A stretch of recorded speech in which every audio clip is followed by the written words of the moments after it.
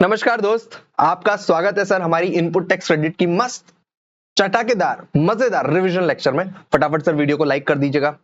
अगर आप लाइक करोगे तो मुझे मोटिवेशन मिलेगा और जो पूरा ये रिवीजन क्लास खत्म हो जाए तो प्लीज अपना फीडबैक ड्रॉप करके जरूर जाइएगा कमेंट सेक्शन में। मुझे बहुत अच्छा लगता है आपके कमेंट्स पढ़ना।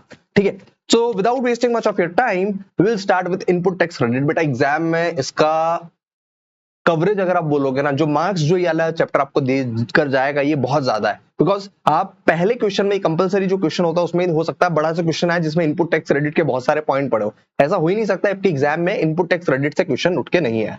बेसिक सा कॉन्सेप्ट समझ लेते हैं सर, होता क्या है। मान लो जेठालाल है, जेठालाल सेल करता है टीवी, सप्लाई करता है, आउटपुट सप्लाई होता है। बेसिकली होता यह है ताकि कास्केडिंग इफेक्ट ना हो और दूसरा डबल टैक्सेशन ना हो। ये दो पॉइंट जिसकी वजह से इनपुट टैक्स क्रेडिट का जन्म हुआ, ये दोनों ना हो इसलिए इनपुट टैक्स क्रेडिट दी जाती है।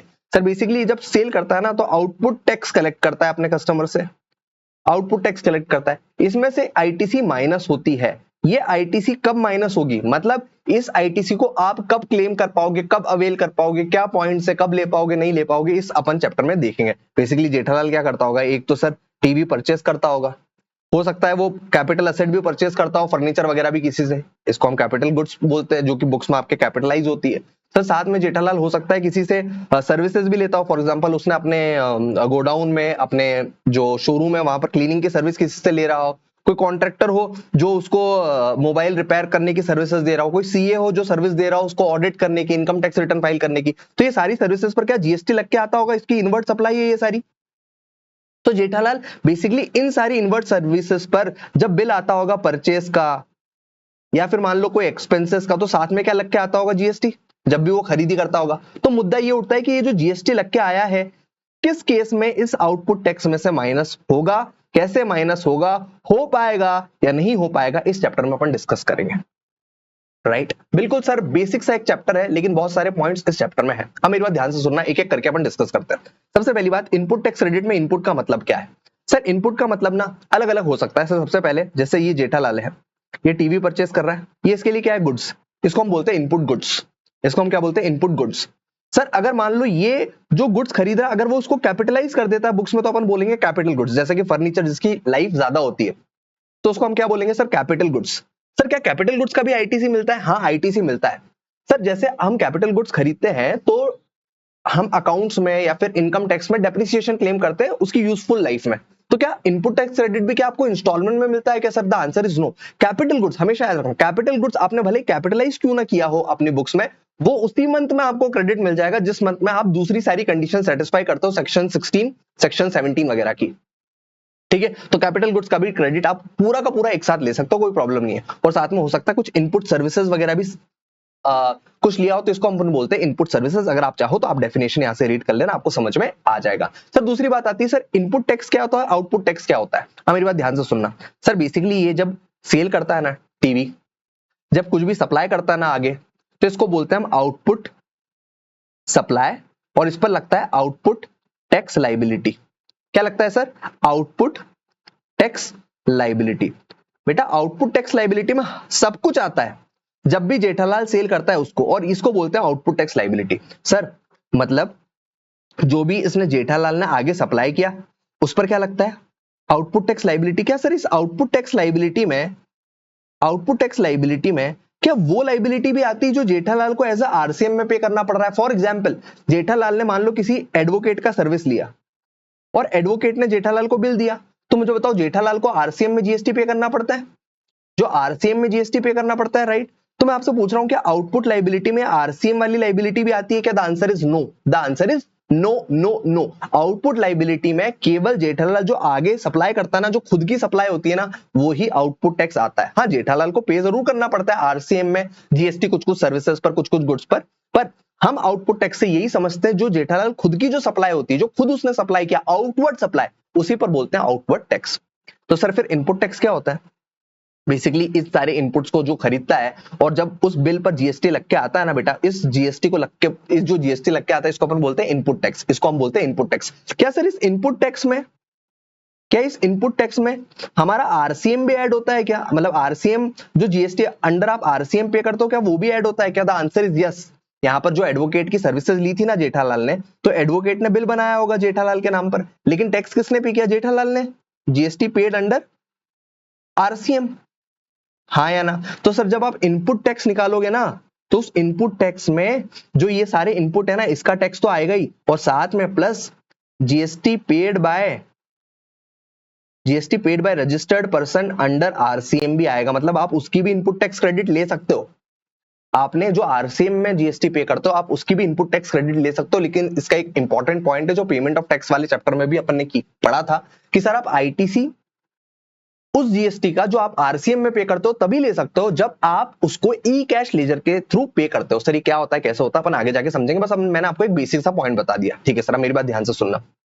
ये मैंने आपको डेफिनेशन पढ़ा दी। सबसे पहले आउटपुट टैक्स में क्या आता है सर? सारा टैक्स जो कि आउटवर्ड सप्लाई पर होता है, लेकिन इसमें ना tax paid under RCM exclude होता है। सर वो क्यों? क्योंकि वो इधर की साइड आ जाता है, वो इधर की साइड आ जाता है। बात आ रही है समझ में? सर इस इनपुट टैक्स में सब कुछ आता है जो कि आप टैक्स पे करके आए, लेकिन आपने अगर मान लो किसी कंपोजिशन सप्लायर से माल खरीदा, तो सबसे इंपॉर्टेंट पॉइंट तो क्या है? कंपोजिशन सप्लायर आपको टैक्स चार्ज नहीं करेगा, क्योंकि उसको अपनी जेब से ही पे करना पड़ता है गवर्नमेंट को। उसको अपने ओन बिहाफ पर खुद के जेब से फ्रॉम हिज ओन पॉकेट उसको जीएसटी पे करना पड़ता है।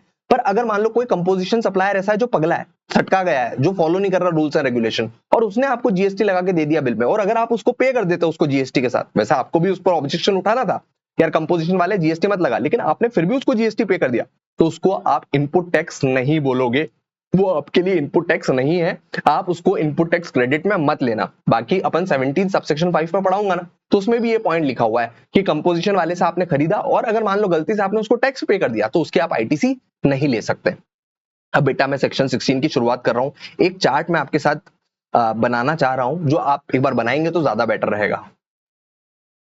अब देखो बेटा, मुद्दा क्या उठता है कि अगर मान लो एक सप्लायर है टोनी और एक जेठालाल है रेसिपिएंट, ठीक है? टोनी टीवी ने एक टीवी बेची सर, किसको? जेठालाल को। 1 मई को बेची, इनवॉइस डेट है 1 मई।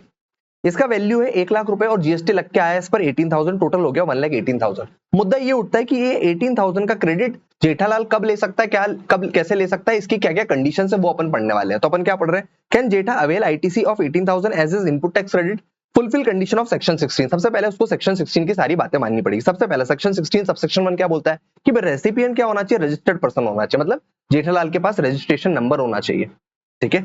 Input tax shall be use intended to be use in business, मतलब ये जो टीवी इसने खरीदी है ना भाई साहब, ये जो टीवी इसने खरीदे ना, इसको इसने बेचने के लिए खरीदा होना चाहिए, इसने इसको किसी कस्टमर को सप्लाई करने के लिए खरीदा होना चाहिए।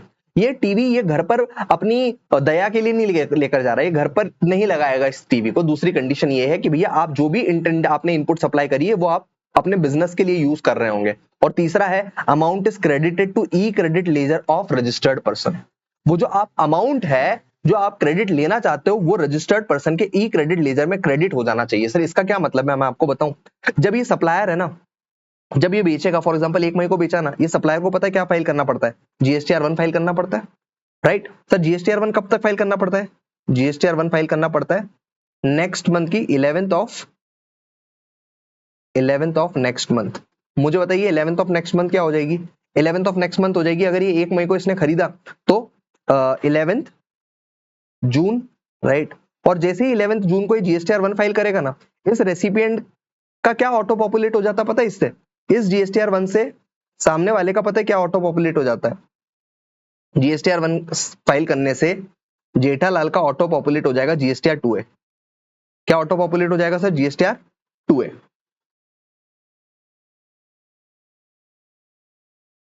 इससे क्या पॉपुलेट हो जाएगा? GSTR 2A 2B।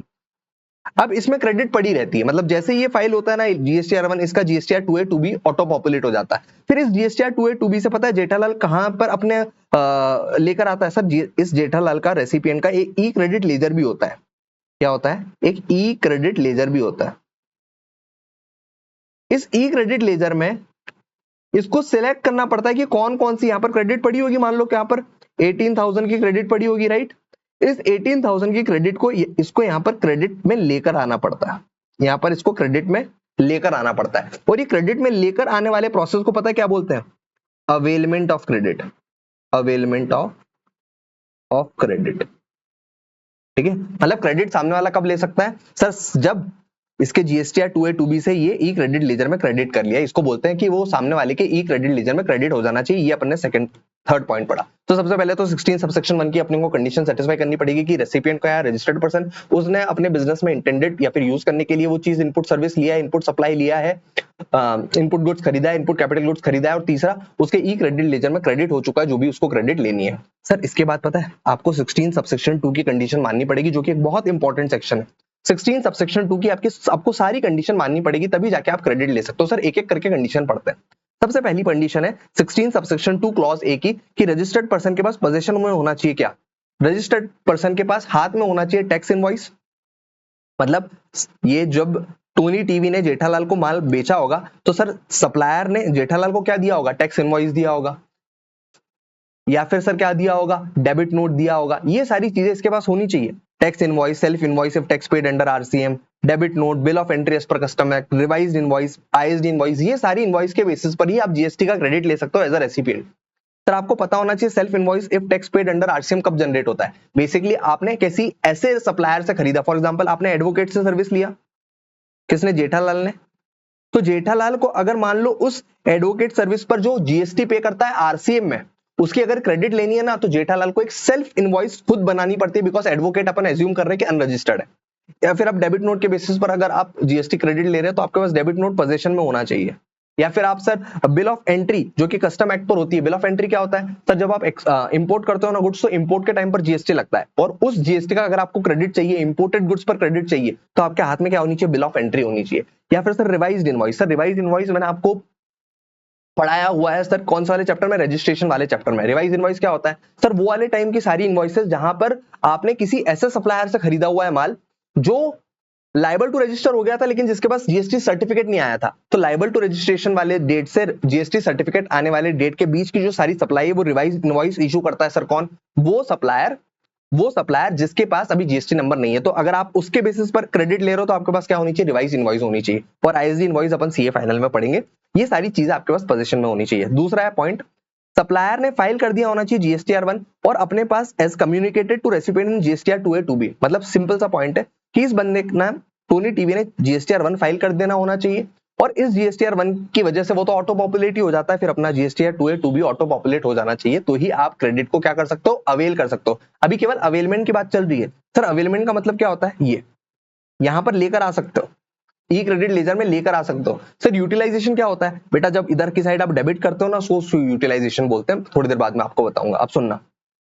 Sir recipient ने एक्चुअली रिसीव करी होनी चाहिए वो गुड्स या फिर सर्विसेज। मतलब ये जो टीवी है ये जेठालाल के पास आनी चाहिए, ऐसा नहीं कि बस हवा हवा में बातें चल रही है। वो टीवी अगर नहीं आएगी तब तक जीएसटी क्रेडिट नहीं ले सकता। ये सारी कंडीशन तब तक सेटिस्फाई नहीं होगी, सामने वाला क्रेडिट अवेल नहीं कर सकता। मतलब टीवी भी एक्चुअली जेठालाल के घर तक पहुंच जानी चाहिए, घर तक मतलब बिजनेस प्लेस पर पहुंच जानी चाहिए, उसके गोडाउन में आ जानी चाहिए टीवी, अदरवाइज वो क्रेडिट नहीं ले पाएगा। लेकिन इसका एक एक्सेप्शन, अच्छा पहले ये पढ़ लेते हैं। अगर गुड्स रिसीव हो रहे लॉट्स में, बहुत सारे पॉइंट्स में वाला एडजस्टमेंट आता है। अगर आपको रिसीव हो रहे गुड्स लॉट्स में, फॉर एग्जांपल 5 लॉट में गुड्स रिसीव होगा, टुकड़ों टुकड़ों में आपको लॉट आएगा, बिकॉज बहुत बड़ा आपने ऑर्डर किया हुआ है। तो जब तक लास्ट लॉट नहीं आ जाता ना तब तक आप क्रेडिट नहीं ले सकते। अगर मान लो 3 लॉट में आपने माल बुलवाया और अभी केवल इस मंथ सेकंड लॉट ही आया है तो आप क्रेडिट मत लेना, जब थर्ड लॉट आए तो ही आप क्रेडिट ले पाओगे। 10 लॉट में माल मंगाया तो जब तक 10th लॉट ना आ जाए, जिस मंथ में 10th लॉट ना आ जाए उस मंथ तक आपको वेट करना पड़ेगा, आप क्रेडिट क्लेम नहीं कर पाओगे। सर इसका एक एक्सेप्शन होता है।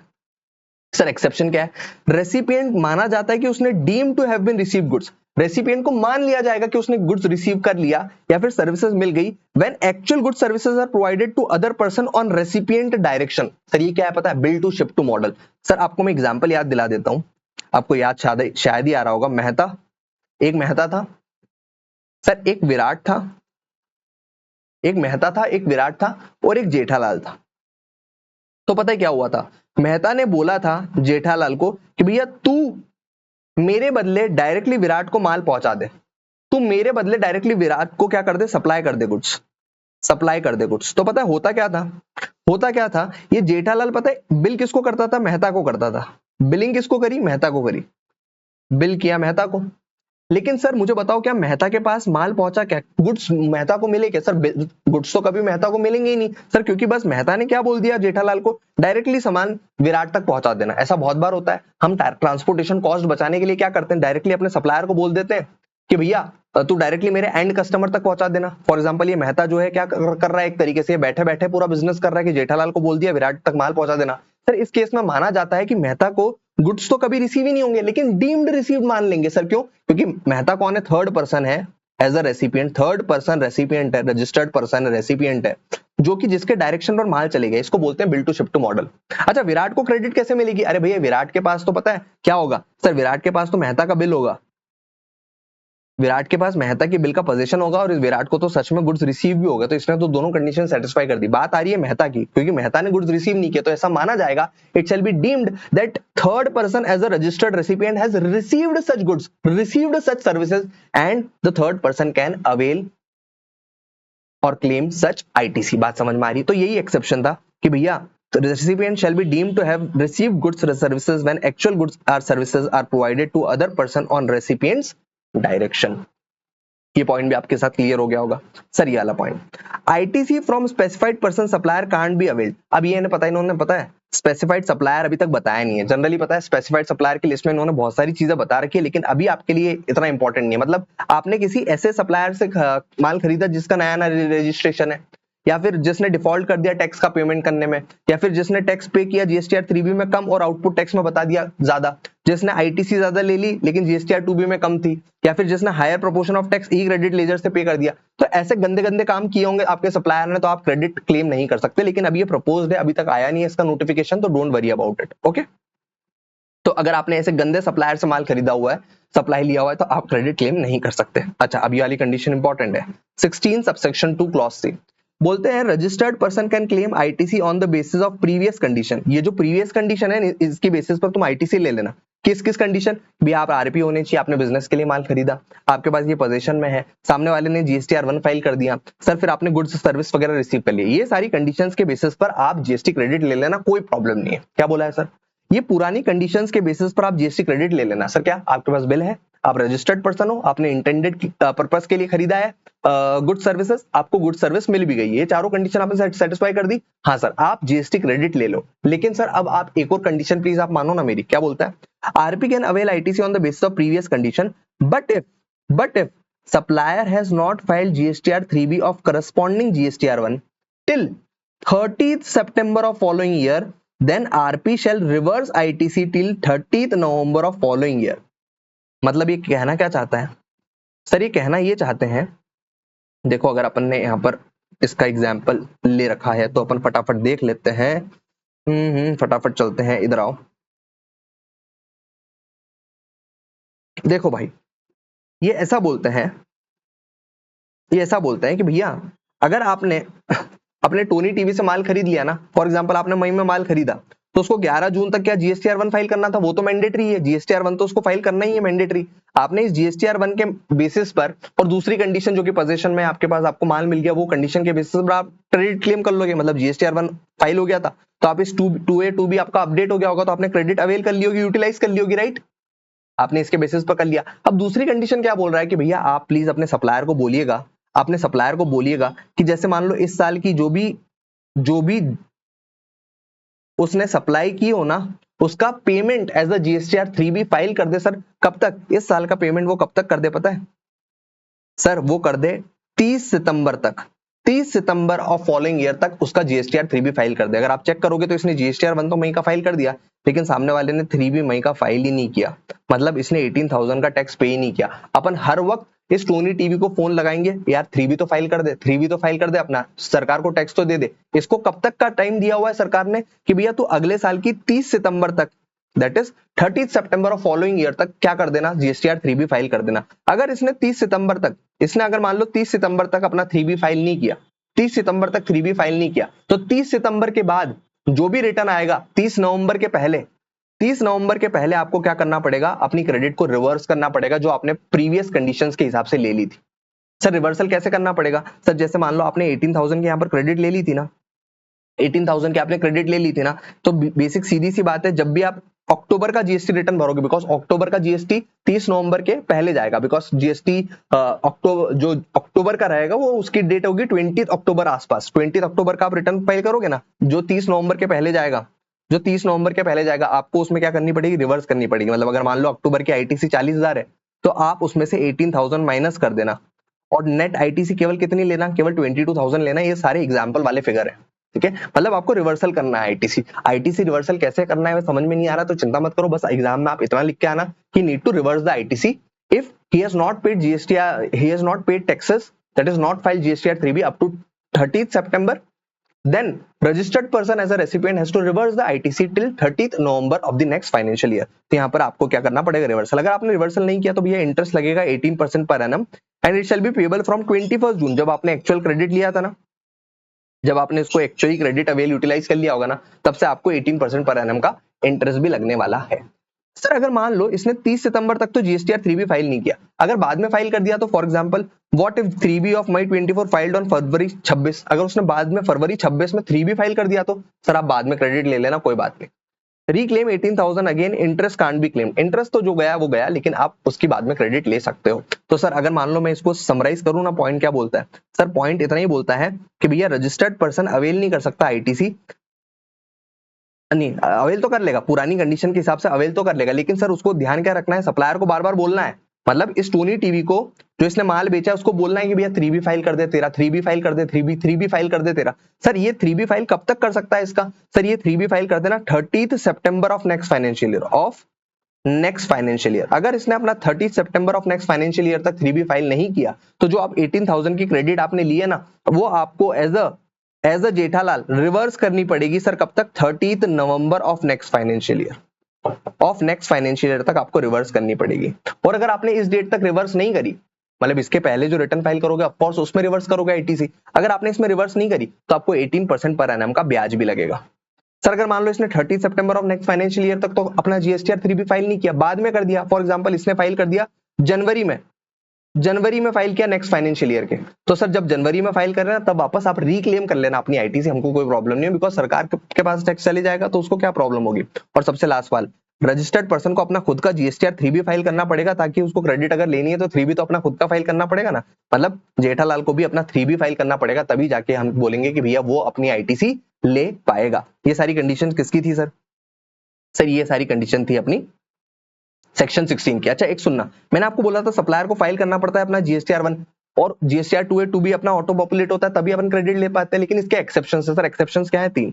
आप नोटिस करोगे इन तीनों एक्सेप्शंस इसलिए दे रखे हैं बिकॉज इस केस में जो सप्लायर होता है वो अपना जीएसटीआर 1 फाइल ही नहीं करता। सबसे पहले जीएसटी जो आप आरसीएम में पे करते हो, जीएसटी जो आरसीएम में आप पे करते हो उससे फर्क ही नहीं पड़ता, आप खुद ही उसका टैक्स पे कर रहे हो। तो आईजीएसटी जो आप इंपोर्ट्स के टाइम पर पे करते हो, तो हो सकता है कस्टम वाले इसको जीएसटी रिटर्न फाइल कर रहा है क्या, नहीं।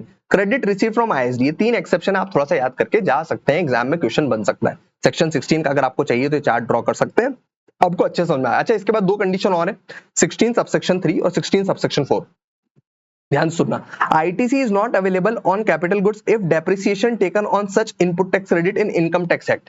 सर जनरली होता क्या है, फॉर एग्जांपल आपने एक कैपिटल गुड्स खरीदा, मान लो आपने कैपिटल गुड्स खरीदा 10 करोड़ का, 10 करोड़ का आपने कैपिटल गुड्स खरीदा, इस पर मान लो जीएसटी लग के आया 1 करोड़ का जीएसटी लग के आया, राइट। टोटल कितना हो गया, 11 करोड़। तो सरकार क्या बोलती है, आपको हम कोई प्रॉब्लम नहीं दे रहे, आप एक काम करिए 1 करोड़ का आईटीसी आप ले लीजिए, जिस मंथ में आप सारी कंडीशन सेटिस्फाई कर दे तो हमारी सेक्शन 16 की, आप आईटीसी 1 करोड़ का ले लीजिए। लेकिन आपका दिमाग पता है क्या चला, मैं ना एक काम करता हूँ इनकम टैक्स एक्ट में, मैं काम करता हूँ इनपुट टैक्स नहीं, इनकम टैक्स एक्ट में क्या करता हूँ मैं 11 करोड़ पर डेप्रिसिएशन ले लेता हूँ।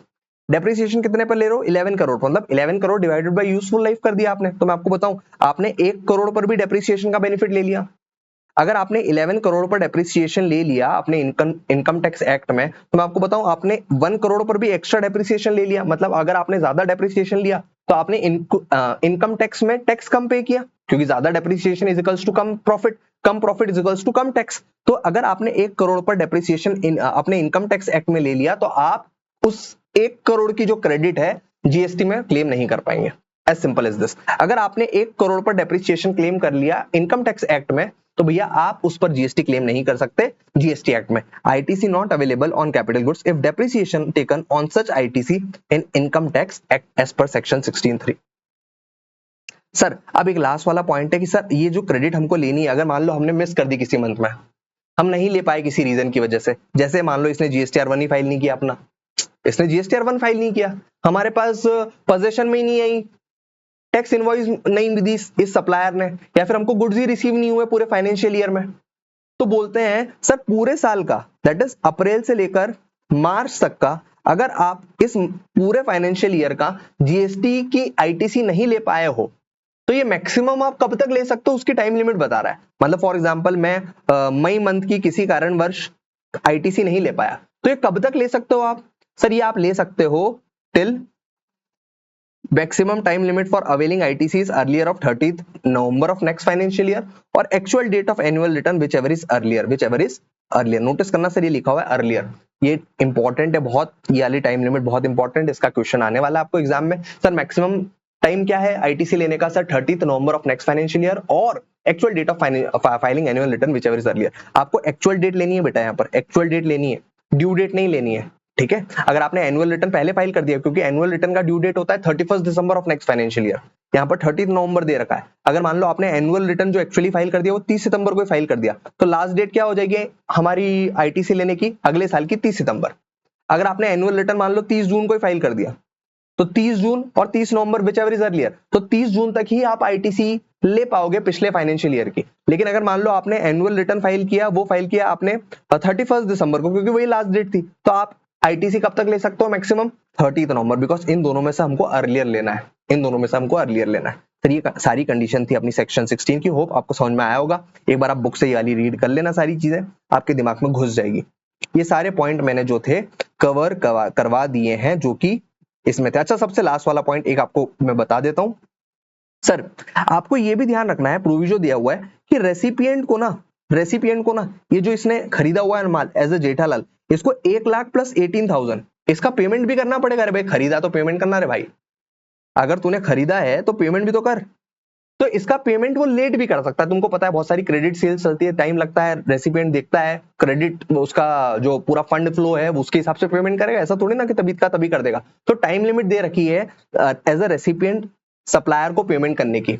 लेकिन सर कब तक कर देना चाहिए पेमेंट? सर पेमेंट कर देना चाहिए उसको, recipient must pay value plus GST, value plus GST मतलब ये पूरा का पूरा पेमेंट कर देना चाहिए। सर कब तक पेमेंट कर देना चाहिए उसको? Within 180 days from the invoice date of supplier. जब इनवॉइस आया ना, जब ये सप्लायर इनवॉइस देगा ना, उससे 180 डेज के अंदर पेमेंट कर देना चाहिए। जैसे 180 डेज का 1 मई से 180 डेज देखने पड़ेंगे अपने को। 180 डेज अगर आप कंपेयर करोगे 1 मई से, तो 30 दिन मई के, जून के 30 दिन, जुलाई के 31 दिन, अगस्त के 31 दिन, सितंबर के 30 दिन और अक्टूबर के 28 डेज। अगर टोटल अगर मैं करूं तो 30 प्लस 30 60, 60 प्लस 30 90, 90 प्लस 30 120, 120 प्लस 30 150 और ये दोनों 152 और ये 28, टोटल 28 अक्टूबर को लास्ट डेट है। 28 अक्टूबर को लास्ट डेट है। 28 अक्टूबर के पहले ये 1,18,000 जेठालाल को पे कर देने चाहिए। सर किसको? सप्लायर को, अपने टोनी टीवी को। अगर मान लो 28 अक्टूबर तक पे नहीं करता है तो, अगर मान लो जेठालाल ने 28 अक्टूबर तक पे नहीं करे तो सर जेठालाल ने जो आईटीसी ली है ना, इसको रिवर्स करना पड़ेगा अगर इसने पेमेंट नहीं किया है। अगर इसने 1,18,000 का पेमेंट नहीं किया तो इसको 30 नवंबर के पहले, सर 30 नवंबर नहीं होगा सर, मुझे एक बार देख लेने दे सर, इसको रिवर्स करना पड़ेगा। Amount not paid with in 180 days with interest 18%। अगर उसने 180 डेज में पे नहीं किया तो 180 डेज के बाद जो भी वो रिटर्न फाइल कर रहा होगा, 180 डेज के बाद जो भी वो रिटर्न फाइल कर रहा होगा, अगर आप नोटिस करोगे यहाँ पर 180 डेज के बाद 28 अक्टूबर के बाद कौन सा रिटर्न फाइल हो रहा है सर? 20 नवंबर को फाइल होगा ना GSTR 3B, GSTR 3B file होगा। सर कौन सा मंथ का होगा? सर अक्टूबर का होगा, राइट। तो सर जो भी 28 अक्टूबर मतलब 180 डेज खत्म होने के बाद जो भी नेक्स्ट जीएसटीआर 3B होगा ना, उसमें आपको रिवर्स करना पड़ेगा आईटीसी। सर कितना रिवर्स करना पड़ेगा? अगर आपने पूरा पेमेंट नहीं किया तो 18,000 पूरा रिवर्स करना पड़ेगा। अगर मान लो मैंने आधा पेमेंट कर दिया तो सर यहाँ पर 9,000 रिवर्स कर लेना। सर अगर मान लो मैंने केवल पेमेंट कितना किया? 20,000 का पेमेंट किया। सर मैंने केवल 20,000 का पेमेंट किया तो आपको रिवर्स पता है कितना करना पड़ेगा? सर आपको रिवर्स करना पड़ेगा इस फॉर्मूले के हिसाब से, आप चाहे तो लिख सकते हैं। जो आपने टोटल आईटीसी लिया था, टोटल आईटीसी कितने का लिया? 18,000 का। टोटल बिल कितना का बना था आपका? 1,18,000 का। मुझे बताइए आपने कितना पेमेंट नहीं किया? That is total value plus GST 1,18,000 था, और आपने मान लो टोटल बस 20,000 का ही पेमेंट किया 180 डेज के अंदर। तो ये जो फॉर्मूले से आपका आंसर आएगा ना, उतना आईटीसी आपको रिवर्स करना पड़ेगा। सीधी सी बात है, 18,000 का क्रेडिट मिला है 1,18,000 पर, तो आपने जितने का पेमेंट नहीं किया उतने का आईटीसी आपको रिवर्स करना पड़ेगा। कब? जब 180 डेज खत्म हो जाएंगे और उसके बाद जो भी इमीडिएटली जीएसटीआर 3 भी आप फाइल करोगे तब आपको रिवर्स करना पड़ेगा। मैंने थोड़ा सा उल्टा बोला था यहाँ पे कि भैया ईयरली डेट आएगी, लेकिन मैंने इसको करेक्ट कर लिया, ईयरली डेट नहीं, 180 डेज के बाद जो इमीडिएटली जीएसटीआर 3 भी आप फाइल करोगे तब आपको रिवर्स करना पड़ेगा। ये था इसका प्रोविजो, जो कि आप कुछ क्वेश्चंस करोगे तो आपको समझने भी आने लगेगा। ये था पूरा सेक्शन 16 प्लस प्रोविजो, जो कि बहुत इंपॉर्टेंट है आपके एग्जाम के लिए।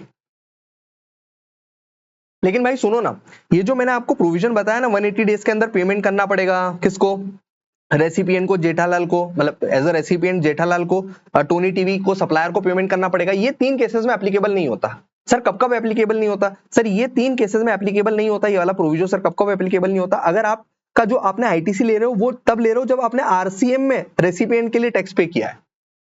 तो भाई टैक्स ही मैंने खुद के जेब से पे किया है। तो अगर आपने मान लो किसी एडवोकेट से सर्विस लिया हुआ और एडवोकेट की सर्विसेज पर आपने जीएसटी पे किया हुआ है, तो उस सप्लायर को, उस एडवोकेट को अगर आप 180 डेज में पेमेंट करते हो नहीं करते हो उससे कोई फर्क नहीं पड़ेगा, आपको आईटीसी रिवर्स नहीं करना पड़ेगा, पहला। दूसरा, अगर आपने डीम्ड सप्लाई लिया है विदाउट कंसिडरेशन, मतलब सर ऐसा कोई सप्लाई लिया जो कि डीम्ड सप्लाई होता है एज पर शेड्यूल 1, मैंने अपन एग्जांपल भी लिया था। फॉर एग्जांपल एक महाराष्ट्र ब्रांच है जेठालाल की और एसी की एसी एक मध्य प्रदेश की ब्रांच है जेठालाल की। किसकी ब्रांचेस है? दोनों जेठालाल के। मान लो महाराष्ट्र ब्रांच ने एक एसी जो रहता है अपना, एसी जो एयर कंडीशनर रहता है सर, वो ट्रांसफर कर दिया विदाउट कंसिडरेशन। सर किसको? मध्य प्रदेश ब्रांच को। मैं आपको बताऊं महाराष्ट्र ब्रांच और मध्य प्रदेश ब्रांच क्या है सर? ये डीडीपी है, deemed distinct person. Distinct person होता है तो मैं आपको बताया हुआ है कि सर अगर मान लो एक डिस्टिंक्ट पर्सन दूसरे डिस्टिंक्ट पर्सन को अगर मान लो कोई भी सप्लाई करता है गुड्स का, सर्विसेज का, तो ये डीम्ड सप्लाई कहलाता है। सर कहां पढ़ाया था आपने? Sir schedule 1 para 2, schedule 1 para 2, supply of good service और बोथ बिटवीन डिस्टिंक्ट पर्सन और रिलेटेड पर्सन। तो इस केस में हम क्या बोलते थे इसको, ये वाली सप्लाई को हम क्या बोलते थे? डीम्ड सप्लाई बोलते थे, राइट। तो इस पर सामने वाले जेठालाल ने जीएसटी पे किया होगा, GST paid on deemed supply. For example ये मार्केट वैल्यू एसी का है, बिकॉज पेमेंट तो कुछ आया ही नहीं ना, मध्य प्रदेश से कुछ पेमेंट तो आया नहीं, तो अपन क्या बोलते थे?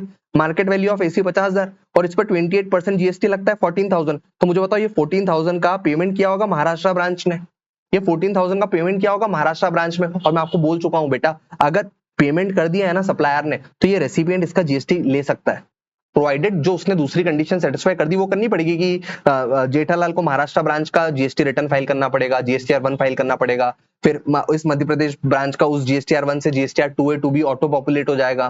फिर महाराष्ट्र ब्रांच ने जो है इसका टैक्स इनवॉइस वगैरह भी दे दिया हो। ये सारी कंडीशन तो फुलफिल करनी है, लेकिन जो लास्ट वाली कंडीशन है, जो प्रोविजो मैंने आपको पढ़ाया कि भैया इस मध्य प्रदेश ब्रांच को महाराष्ट्र ब्रांच को पेमेंट करने की जरूरत नहीं है। आप भी सोचो ना भैया, जेठालाल की खुद की ब्रांच है, मध्य प्रदेश ब्रांच महाराष्ट्र ब्रांच को पेमेंट करके क्या करेगी? तो अगर मध्य प्रदेश ब्रांच महाराष्ट्र ब्रांच को पेमेंट नहीं भी करती है, क्योंकि खुद सेम ही लोग हैं वो, तो भी इस रेसिपिएंट को आईटीसी रिवर्स करने की जरूरत नहीं है जब 180 डेज खत्म हो जाते हैं। क्या बोलता है? Can Madhya Pradesh branch avail ITC of 14,000 paid by Maharashtra branch on deemed supply? Yes yes yes, क्यों नहीं लेगी? And in this case proviso 2 of section 16 of CGST not applicable, मतलब वो 180 डेज वाली कंडीशन नहीं होगी। No payment required from recipient to supplier within 180 days. ठीक है सर। और लास्ट वाला पॉइंट है, payment of obligation of supplier met by recipient under section 15 subsection 2 clause B. Sir ये वाला पता है कौन सा पॉइंट था? फॉर एग्जांपल बबीता जी जाती हैं जेठालाल की दुकान पर और जेठालाल को बोलती है कि यार मेरे घर ना एक कूलर की डिलीवरी कर दे, कूलर की डिलीवरी कर दो जेठा जी। तो जेठालाल ने एक ट्रांसपोर्टर को हायर किया और बोला बबीता जी के यहाँ पर ये कूलर की डिलीवरी करके आ जा। अब जब कूलर की डिलीवरी करने वाला बबीता जी के घर पर पहुंचा तो बबीता जी ने क्या किया, कूलर जिसने डिलीवर किया ना उसको डायरेक्टली पेमेंट कर दिया, कूलर जिसने डिलीवर किया उसको डायरेक्टली पेमेंट कर दिया।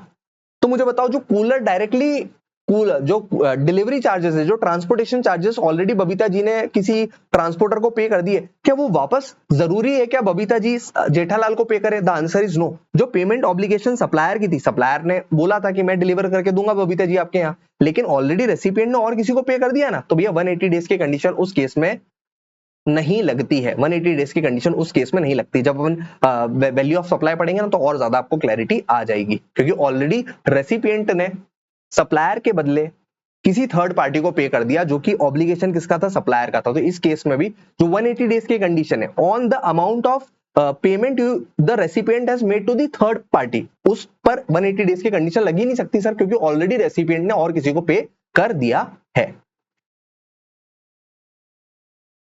अच्छा, मैं अभी एक एग्जांपल ले रहा हूं आप सबके लिए। सर किस चीज का एग्जांपल ले रहे हैं आप? मैं एग्जांपल ले रहा हूं भाई साहब, आपके लिए एग्जांपल ले रहा हूं मैं इसका 16 सबसेक्शन 4 का, कि भैया कब तक टाइम लिमिट है। बेसिकली आप समझाना क्या चाहते हो इस टाइम लिमिट के साथ, तो अपन एग्जांपल ले लेते हैं। इधर आओ सर, सर इधर सुनो।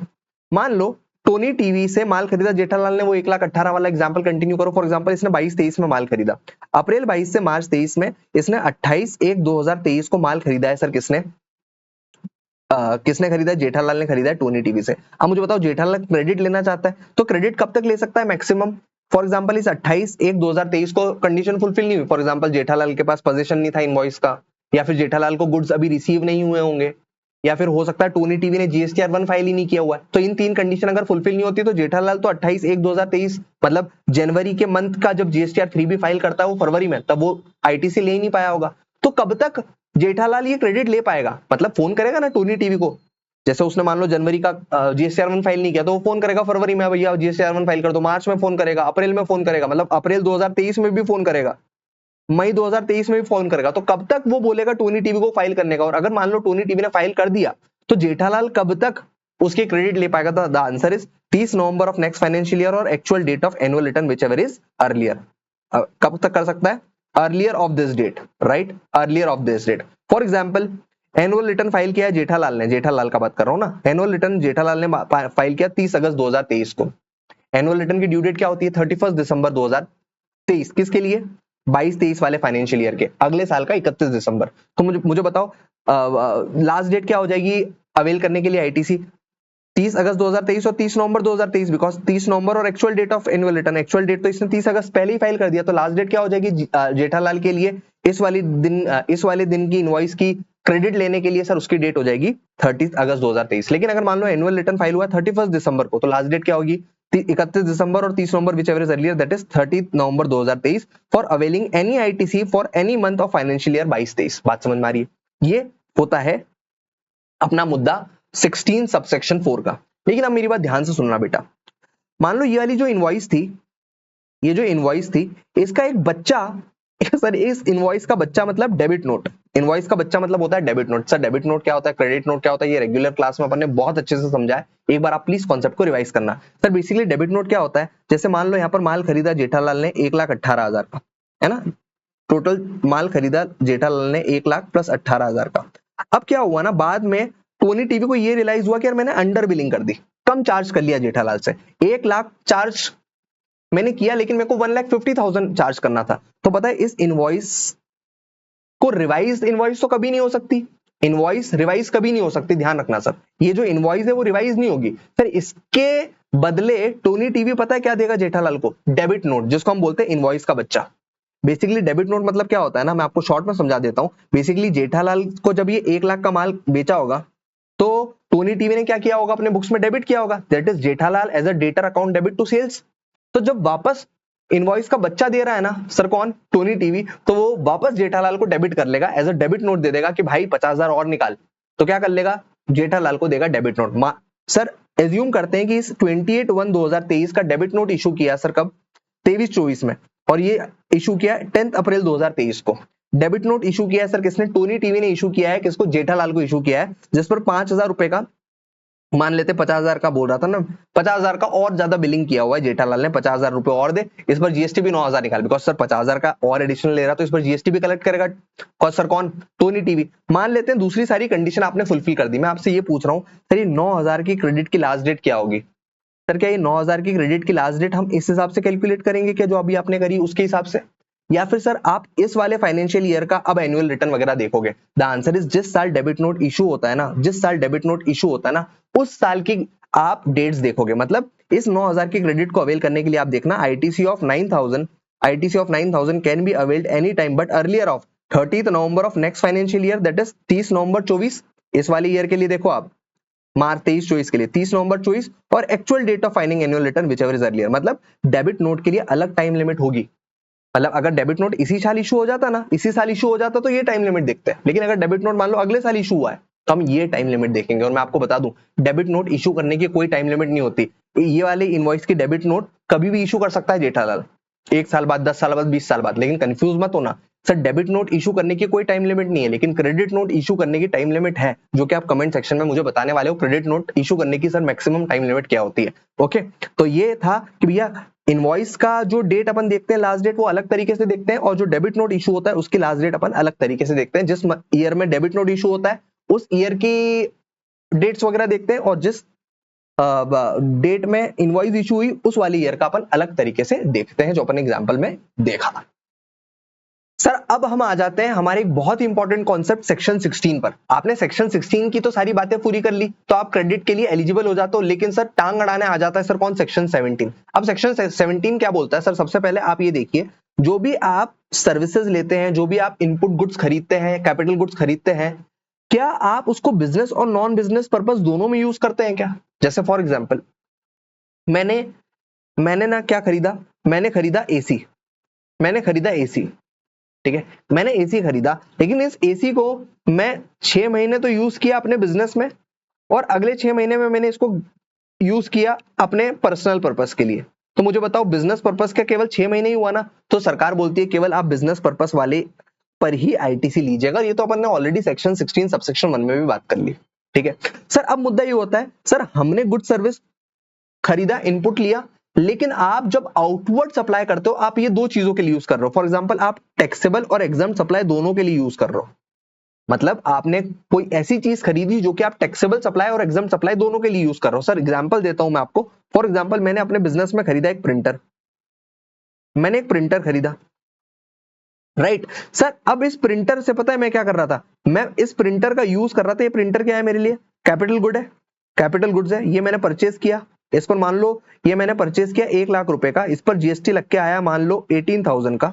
इसकी मैं 18,000 की क्रेडिट लेने का सोच रहा होगा। अब इस प्रिंटर को ना मैं दो कामों में यूज करता हूं सर। एक काम में इसका यूज करता हूं कि जब मैं अपनी क्लासेस बेचता हूं ना, क्लासेस सेल करता हूं ना, तो साथ में मैं बुक्स भी देता हूं, मैं बुक्स भी देता हूं। और दूसरा मैं प्योर बुक्स भी बेचता हूं, मतलब ओनली बुक्स भी सेल करता हूं अपनी वेबसाइट पर, ठीक है। जब मैं क्लासेस बेचता हूं तो इसका कॉस्टिंग होता है 5,000, और ये बुक्स का मैं कुछ भी चार्ज नहीं करता हूं, जीरो चार्ज करता हूं। और टोटल कितना चार्ज कर लेता हूं, या फिर मान लो बुक्स का भी चार्ज करता हूं, इसमें चार्ज करता हूं 500 रुपए, और ये टोटल हो जाता है 5,000 रुपीज, ठीक है। और केवल जब बुक्स बेचने की बात आ रही है तो मैं 500 रुपए में बेच देता हूं। मुझे ये बताइए, मैं आपको बताऊं, एक एग्जाम्पशन में एक पॉइंट आता है कि अगर आप बुक्स बेचते हो ना तो बेटा वो एग्जाम सप्लाई होती है, उस पर टैक्स नहीं लगता। मतलब सरकार ने एग्जाम्पशन दिया हुआ है कि सर बुक्स पर कोई भी आपको जीएसटी लेने की टेंशन नहीं करनी। हाँ माना वो सप्लाई है, बुक्स इज अ सप्लाई, पर आपको इस 500 रुपए पर जीएसटी चार्ज नहीं करना है अपने कस्टमर से। आप इस 500 रुपए पर जीएसटी चार्ज मत करिए। तो मैं आपको बताऊं ये बुक्स क्या है? Exempt supply, exempt supply. Sir आप बोलोगे सर इस वाले केस में बुक्स दे रहे हो तो ये तो एग्जाम हो गया, ये टैक्सेबल हो गया। बेटा ऐसा नहीं होता है जीएसटी में। ये जब बंडल पूरा का पूरा मैं सेल करता हूं ना, ये बंडल पूरा का पूरा सेल करता हूं ना, तो मैं आपको बताऊं ये क्या है? क्लासेस के साथ बुक्स नेचुरली बंडल्ड है, क्लासेस के साथ बुक्स नेचुरली बंडल्ड है। क्लासेस के साथ बुक्स ने गुलू गुलू कर लिया, दोनों एक साथ जा रहे हैं, तो मैं आपको बताऊं ये क्या होता है? कंपोजिट सप्लाई होता है, ये कंपोजिट सप्लाई कहा जाता है। और कंपोजिट सप्लाई के केस में पता है क्या होता है? प्रिंसिपल सप्लाई क्या है? मेरा क्लासेस का है, बिकॉज लोग मेरी क्लासेस खरीद रहे हैं। किताबें तो साथ में आ रही है, किताबें खरीद के क्लासेस फ्री में थोड़ी ना आ रही है, क्लासेस खरीद रहे हैं तो बुक साथ में आ रही है। तो मैं आपको बताऊं कंपोजिट सप्लाई किसका है? क्लासेस का है। और मैं आपको बताऊं क्लासेस क्या है? ये प्रिंसिपल सप्लाई है, this is a principal supply. और जो प्रिंसिपल सप्लाई होता है ना, उसी का पूरा नेचर बन जाता है पूरे के पूरे बंडल का। तो मुझे बताओ ये जो क्लासेस की वजह से मेरा पूरा का पूरा सप्लाई क्या हो जाएगा? टैक्सेबल सप्लाई हो जाएगा। तो मैं आपको बताऊं, मैं जो प्रिंटर खरीदता हूं ना, वो मैं टैक्सेबल सप्लाई करने के लिए भी ले रहा हूं। देखो ये टैक्सेबल सप्लाई करने के लिए भी ले रहा हूं, और ये मैं एग्जाम सप्लाई करने के लिए भी ले रहा हूं, बिकॉज उस प्रिंटर से दोनों चीजें का काम हो रहा है। मैं टैक्सेबल सप्लाई भी कर रहा हूं और मैं किताबें भी बेच रहा हूं। तो सर सरकार पता है क्या बोलती? आप ये जो प्रिंटर की क्रेडिट है ना 18,000, इसको आपको अपोर्शन करना पड़ेगा। सर अपोर्शन किस में करना पड़ेगा? सर केवल आप इसकी जो क्रेडिट लोगे ना, केवल only for taxable supply low, only for taxable supply low. Sir sir ऐसा क्यों बोल रहे हो आप? सर आप खुद सोचो ना, जब आप किताबें बेच रहे हो तो आप जीएसटी कलेक्ट नहीं कर रहे हो, 500 रुपए पर आपने कोई भी जीएसटी कलेक्ट नहीं किया, तो भैया आईटीसी किसकी बात के ले रहे हो? यही बात है कि भैया अगर आपकी सप्लाई एग्जम्प्ट है ना तो आप आईटीसी नहीं ले सकते। ये ऑलरेडी अपन सेक्शन 16 17 सबसेक्शन 3 में पढ़ने वाले कि अगर आप प्योर एग्जाम सप्लाई कर रहे होते हैं। फॉर एग्जांपल मैं क्लासेस नहीं पढ़ा रहा होता, फॉर एग्जांपल मैं क्लासेस पढ़ा ही नहीं रहा होता, मैंने प्रिंटर खरीदा, उस पर 18,000 का जीएसटी लग के आया था, मैं केवल किताबें बेचता हूं, बुक्स सेल करता हूं अपनी वेबसाइट से, तो भाई आप तो ये आईटीसी कभी भी नहीं ले पाओगे, ये आईटीसी आप ले ही नहीं पाओगे। सर क्यों? क्योंकि आपकी बुक सेल जो है ना पूरी एग्जाम सप्लाई है, पूरी की पूरी एग्जाम सप्लाई है। जैसे यार एग्जांपल आप लो, जैसे मान लो एक फार्मर है, फार्मर जो अपना अनाज बेचता है उस पर जीएसटी नहीं लगता, वो एग्जाम्प्ट है। मैं आपको एग्जाम्पशन वाले चैप्टर में पढ़ाऊंगा। सर वो जो अनाज पर जीएसटी नहीं लग रहा, तो आप सोचो अगर मान लो उसने कोई ट्रैक्टर खरीदा और वो ट्रैक्टर पर जीएसटी लग के आया, तो क्या उसकी ट्रैक्टर की क्रेडिट देंगे क्या हम किसान को? नहीं देंगे। वो करेगा क्या लेकर? जो आईटीसी है वो रिफंड थोड़ी ना आती है बैंक खाते में। ठीक है, तो अगर आपकी सप्लाई जो आउटवर्ड सप्लाई है अगर वो एग्जाम्प्ट है तो आपको आईटीसी नहीं मिलता। लेकिन मुद्दा पता है अपना क्या उठ रहा है? अगर आपने कैपिटल गुड्स खरीदा और आप दोनों चीजें कर रहे हो, जैसे मैं किताबें भी बेच रहा हूँ प्योर प्योर, और मैं क्लासेस के साथ भी किताबें दे रहा हूँ, तो जो क्लासेस के साथ जो किताबें देता हूँ वो टैक्सेबल सप्लाई है, और जो प्योर किताबें बेचता हूँ वो एग्जाम सप्लाई है। तो सरकार क्या बोलती है, अगर आपने ऐसा कोई क्रेडिट ले रखा है ना, तो आपको अपोर्शन करना पड़ेगा जो आप टैक्सेबल सप्लाई के लिए यूज कर सकते हो। सर अपोर्शन कैसे करना होता है ये अपन सीए फाइनल में सीखेंगे, बस अगर आपको क्वेश्चन आया तो आप देख लेना, वैसे इतना ऊपर तक नहीं जाने वाले वो, लेकिन फिर भी मैंने आपको बता दिया। अच्छा एक चीज और, सर ये जो टैक्सेबल सप्लाई है ना, इसमें जीरो रेटेड सप्लाई भी शामिल होती है। मतलब आप टैक्सेबल सप्लाई में जीरो रेटेड सप्लाई भी शामिल होती है। सर मैं आपको थोड़ा सा एग्जांपल दे देता हूं। सर टैक्सेबल सप्लाई में जीरो रेटेड सप्लाई भी शामिल होती है, मतलब क्या?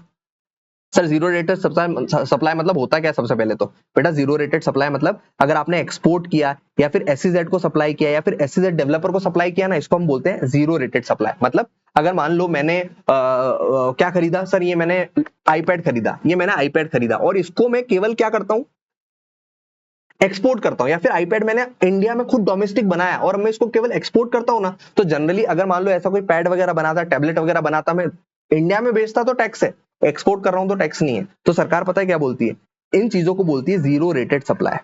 इसको हम बोलते हैं जीरो रेटेड सप्लाई। तो अगर मान लो मैं ऐसा कोई पैड बना रहा हूं, इंडिया में बना रहा हूं, और अगर मैं इसको एक्सपोर्ट करता हूं ना, इसको अगर मैं एक्सपोर्ट करता हूं ना, तो इसको सरकार बोलती है जीरो रेटेड सप्लाई। तो पता है आपको जीरो रेटेड सप्लाई पर मेरे को जीएसटी पे ही नहीं करना पड़ता, और अगर मान लो मैं जीएसटी पे भी करता हूं ना, तो बाद में मेरे को उसका रिफंड आ जाता है। सबसे पहला पॉइंट क्या, मुझे आउटपुट टैक्स पे ही नहीं करना, और अगर मैं पे भी कर रहा हूं ना आउटपुट टैक्स, तो मेरे को उसका रिफंड आ जाता है, राइट। लेकिन सरकार पता है क्या बोलती है, जो भी आपकी इनपुट सप्लाई होती है ना, फॉर एग्जांपल ये पैड बनाने के लिए मैंने कुछ रॉ मटेरियल खरीदा होगा, किसी की सर्विसेज वगैरह ली होगी, तो इस इनपुट सर्विसेज का मुझे आईटीसी मिल जाएगा। ओ, मतलब इसको एग्जाम सप्लाई नहीं मानेंगे सर? नहीं बेटा, इस जीरो रेटेड सप्लाई को आप टैक्सेबल सप्लाई ही काउंट करना। सर आईटीसी का क्या करेंगे? लेकिन सर हमारी जीरो रेटेड सप्लाई पर तो टैक्स ही नहीं लग रहा, इस पर तो टैक्स ही नहीं लग रहा, तो बेटा इस आईटीसी का तू क्या ले लेना, पता है? रिफंड ले लेना। इसका भी प्रोसीजर अपन सीए फाइनल में पढ़ेंगे। मतलब सर आपको आईटीसी कब नहीं मिलेगा? सर आप आईटीसी आपको तभी नहीं मिलेगा जब आप एग्जाम्प्ट सप्लाई कर रहे हो। अगर आप एग्जाम्प्ट सप्लाई कर रहे हो तो आपको आईटीसी नहीं मिलेगा। अगर आप जीरो रेटेड सप्लाई भी कर रहे हो ना, मतलब एक्सपोर्ट्स भी करते हो, आप टैक्सेबल सप्लाई करते हो, तो आपको उसका आईटीसी मिल जाता है, उसको आपको आईटीसी मिल जाता है। ठीक है सर, ये वाला पॉइंट आप स्किप भी कर सकते हो, रीड करना तो एक बार रीड करके छोड़ सकते हो। अब अपन पढ़ेंगे बेटा ब्लॉक्ड क्रेडिट, जो कि बहुत इंपॉर्टेंट है, आपके एग्जाम में इसका क्वेश्चन आएगा ही आएगा। ये आपको थोड़ा सा कम भी समझ में आया ना, तो चिंता मत करना, ज्यादा इंपॉर्टेंट आपके एग्जाम पॉइंट ऑफ व्यू से ब्लॉक्ड क्रेडिट है, जो कि सीए में पूछा जाता है, इंटर लेवल पर, सीएस में भी एग्जीक्यूटिव प्रोफेशनल लेवल पर यही पूछा जाता है, मेन ब्लॉक क्रेडिट। ठीक है सर, ओके सर।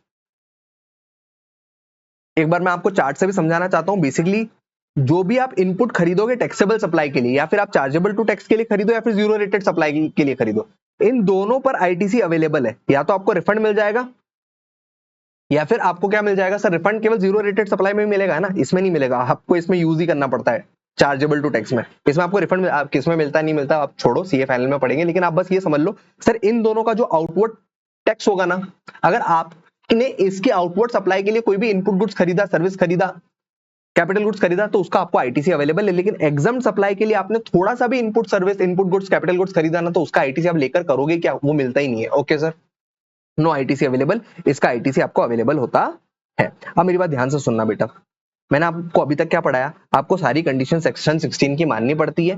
लेकिन भैया अगर बीच में 17 सबसेक्शन 5 आया ना, तो एकदम अपना सर झुका लेना और बोलना 17 सबसेक्शन 5 मैं तेरी क्रेडिट नहीं लूंगा, भले ही मेरी सेक्शन 16 की बातें सारी फुली हो गई, सेक्शन 18 की सारी बातें पूरी हो गई, उससे कोई मायने नहीं रखता। सेक्शन 16 सेक्शन 18 क्या बोलता है कोई मायने रखता। 17 सबसेक्शन 5 में अगर आपने कुछ खरीदा हुआ है, कुछ सर्विसेज लिया हुआ है, कुछ गुड्स खरीदा हुआ है, उसकी आपको क्रेडिट नहीं मिलती। एक एक करके अपन बात करते हैं। सबसे पहले मोटर व्हीकल।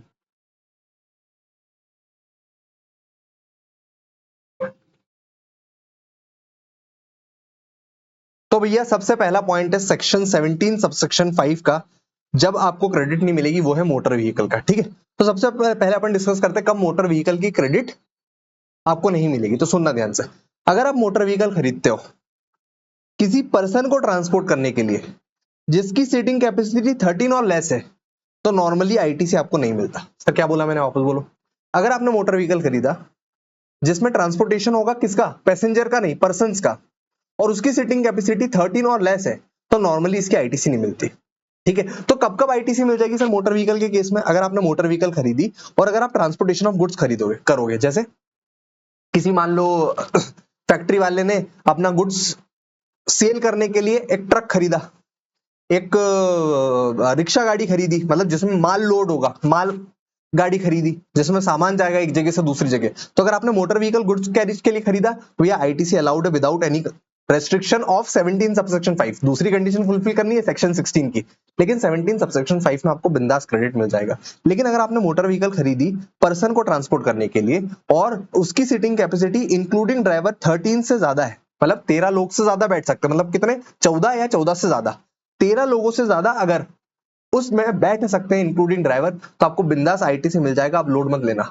मतलब बेसिकली आपने क्या खरीदा, आपने मान लो खरीदा एक बस खरीद लिया या मिनी बस खरीद लिया जिसमें 13 से ज्यादा लोग बैठ सकते हैं, तो आप बिंदास उसकी आईटीसी ले लेना, कोई प्रॉब्लम नहीं है भैया। आईटीसी क्या है, बिंदास मिलेगी। फॉर एग्जांपल आपने बस खरीदी पैसेंजर ट्रांसपोर्ट के लिए या फिर अपने एम्प्लॉय ट्रांसपोर्ट के लिए कि भैया एक बड़ी कंपनी है उसके जो एम्प्लॉयज हैं घर से उठा के उनको ऑफिस पटक देना, ऑफिस से उठा के उनको घर पटक देना, इसलिए एक बस खरीदा हुआ है अपने एम्प्लॉयज के लिए, तो उसकी क्रेडिट आपको बस की बिंदास मिल जाएगी क्योंकि सीटिंग कैपेसिटी किससे ज्यादा है, 13 से ज्यादा है। लेकिन अगर सीटिंग कैपेसिटी 13 या फिर 13 से कम हो इंक्लूडिंग ड्राइवर, तो इस केस में सर नॉर्मली आपको जीएसटी की क्रेडिट नहीं मिलती है। लेकिन 3 एक्सेप्शन है इसके, जब आपको इस केस में भी जीएसटी की क्रेडिट मिल जाती है। सर उसके 3 एक्सेप्शन क्या है, अगर आपने मोटर व्हीकल जो खरीदी वो further supply of motor vehicle के लिए खरीदा है। फॉर एग्जांपल आप कार शोरूम वाले हो, ठीक है, आप Hyundai का शोरूम चलाते हो या फिर आप मारुति सुजुकी का शोरूम चलाते हो, तो भैया गाड़ियां कार वगैरह आप खरीदोगे जिसकी सीटिंग कैपेसिटी 13 या 13 से कम होती है, अगर उसकी 13 या 13 से कम सीटिंग कैपेसिटी कार वगैरह हो गई, अपनी 4 व्हीलर वगैरह हो गई, तो आपने किस लिए खरीदी, बेचने के लिए। तो भैया आईटीसी जब हमने वो कार खरीदी होगी तो उसकी आईटीसी दो ना भाई, बिजनेस के लिए हम बेचेंगे ना, बिल्कुल सर। या फिर आपने खरीदा ट्रांसपोर्ट ऑफ पैसेंजर करने के लिए, जैसे आपने कैब खरीद ली, एक भैया है जो कि सवारियों को इधर से उधर ले जाते हैं, घुमाते फिराते हैं, रेलवे स्टेशन से उठा के उनके घर तक छोड़ते हैं, उनके घर से उनको रेलवे स्टेशन ड्रॉप करके आते हैं, तो कैब वगैरह है, तो भैया उस केस में भी आपको क्रेडिट मिल जाएगी, बिकॉज ट्रांसपोर्ट कौन हो रहा है, पैसेंजर, आपका बिजनेस हो गया ना। तो भैया कार वगैरह खरीदी आपने तो बिंदास आपको क्रेडिट मिल जाएगी। या फिर आपने कार खरीदी training and driving of motor vehicle, मतलब आप क्या हो, ड्राइविंग स्कूल हो, तो ड्राइविंग स्कूल को भी क्रेडिट बिंदास मिलेगी जो उसने कार वगैरह खरीदी हुई है जिसकी सीटिंग कैपेसिटी 13 या फिर 13 से कम है, क्योंकि 13 से ऊपर वालों को तो वैसे ही मिल रही है गुड्स के लिए। अगर आपने मोटर व्हीकल खरीदा तो वैसे ही मिल रहा है, बात समझ में आ रही है। अच्छा, मोटर व्हीकल की डेफिनेशन दे रखा है लेकिन एग्जाम पर्सपेक्टिव से रिलेवेंट नहीं है, अगर आपको पढ़ना है तो पढ़ लेना। मोटर व्हीकल में बेसिकली क्या आएगा, मोटर व्हीकल मतलब जो जिसमें मोटर हो, मतलब करके चले वो मोटर व्हीकल, मतलब इसमें क्या कवर नहीं होगा, बाइसिकल कवर्ड नहीं होगा। या फिर इसमें टू व्हीलर वगैरह जो होती है ना, जो टू व्हीलर होती है ना, वैसे तो कवर्ड है, टू व्हीलर भी कवर्ड है क्योंकि उसमें भी मोटर लगी हुई है, लेकिन टू व्हीलर जिसकी engine capacity up to 25 CC है ना, उसको मोटर व्हीकल नहीं मानते। लेकिन अगर आप टेक्निकल देखोगे आज कौन सी गाड़ी बन रही है जिसकी कैपेसिटी जो है 25 सीसी की है, तो एक तरीके से सारे two wheeler, three wheeler, four wheeler सब कवर हो चुके हैं मोटर व्हीकल की डेफिनेशन में। अच्छा, सेम टू सेम जैसे ये वाला प्रोविजन है ना, वैसे ही सेम टू सेम प्रोविजन दे रखा है वेसल एंड एयरक्राफ्ट का। सर वेसल एयरक्राफ्ट मतलब क्या होता है बेटा, जो जहाज होते हैं, बड़े बड़े जहाज खरीदते हैं बड़ी बड़ी कंपनी वाले। सर क्यों खरीदते हैं जहाज, अरे उनके बिजनेस के लिए। अच्छा सर, अगर मैंने जहाज खरीदा केवल अपने मनोरंजन के लिए तो क्या आईटीसी मिलेगा, बेटा सेक्शन 16 की कंडीशन फुलफिल नहीं हो रही है ना। आप बिजनेस के लिए खरीदना चाहिए वेसल, यार आपका माल कार्गो में जा रहा है, विदेश आप एक्सपोर्ट, मतलब विदेश जा रहा है आपका माल या फिर विदेश से आ रहा है, इसके लिए आपने वेसल खरीदा। या फिर आपने एयरक्राफ्ट खरीदा, जैसे रिलायंस ने अंबानी के लिए भैया कि वो बिजनेस मीटिंग करने के लिए एयरक्राफ्ट खरीदा। अच्छा, वो मजे के लिए खरीदता तो भाई अंबानी जी खरीदते मजे के लिए, रिलायंस जो है मजे के लिए खरीदता तो बेटा वो तो मुद्दा ही नहीं उठता। सेक्शन 16 की आपने कंडीशन फुलफिल नहीं करी कि भैया सामने वाला इंटेंडेड या यूज बिजनेस के लिए करेगा। अगर आपने एयरक्राफ्ट बिजनेस के लिए खरीदा, वेसल बिजनेस के लिए खरीदा, तो आप चेक करो क्या इसमें आप ट्रांसपोर्टेशन ऑफ गुड्स करने वाले हो क्या, उस वेसल से, उस एयरक्राफ्ट से। एयरक्राफ्ट में भी बहुत सारे गुड्स जाते हैं ना एक जगह से दूसरी जगह, तो अगर आपने गुड्स ट्रांसपोर्ट करने के लिए खरीदा तो बिंदास आईटी से ले लो, कोई प्रॉब्लम नहीं है। लेकिन अगर आपने vessel aircraft transportation of person के लिए खरीदा। फॉर एग्जांपल इसमें तो मस्त जो अंबानी जी हैं, डायरेक्टर जो है रिलायंस के, वो जाएंगे एक जगह से दूसरी जगह।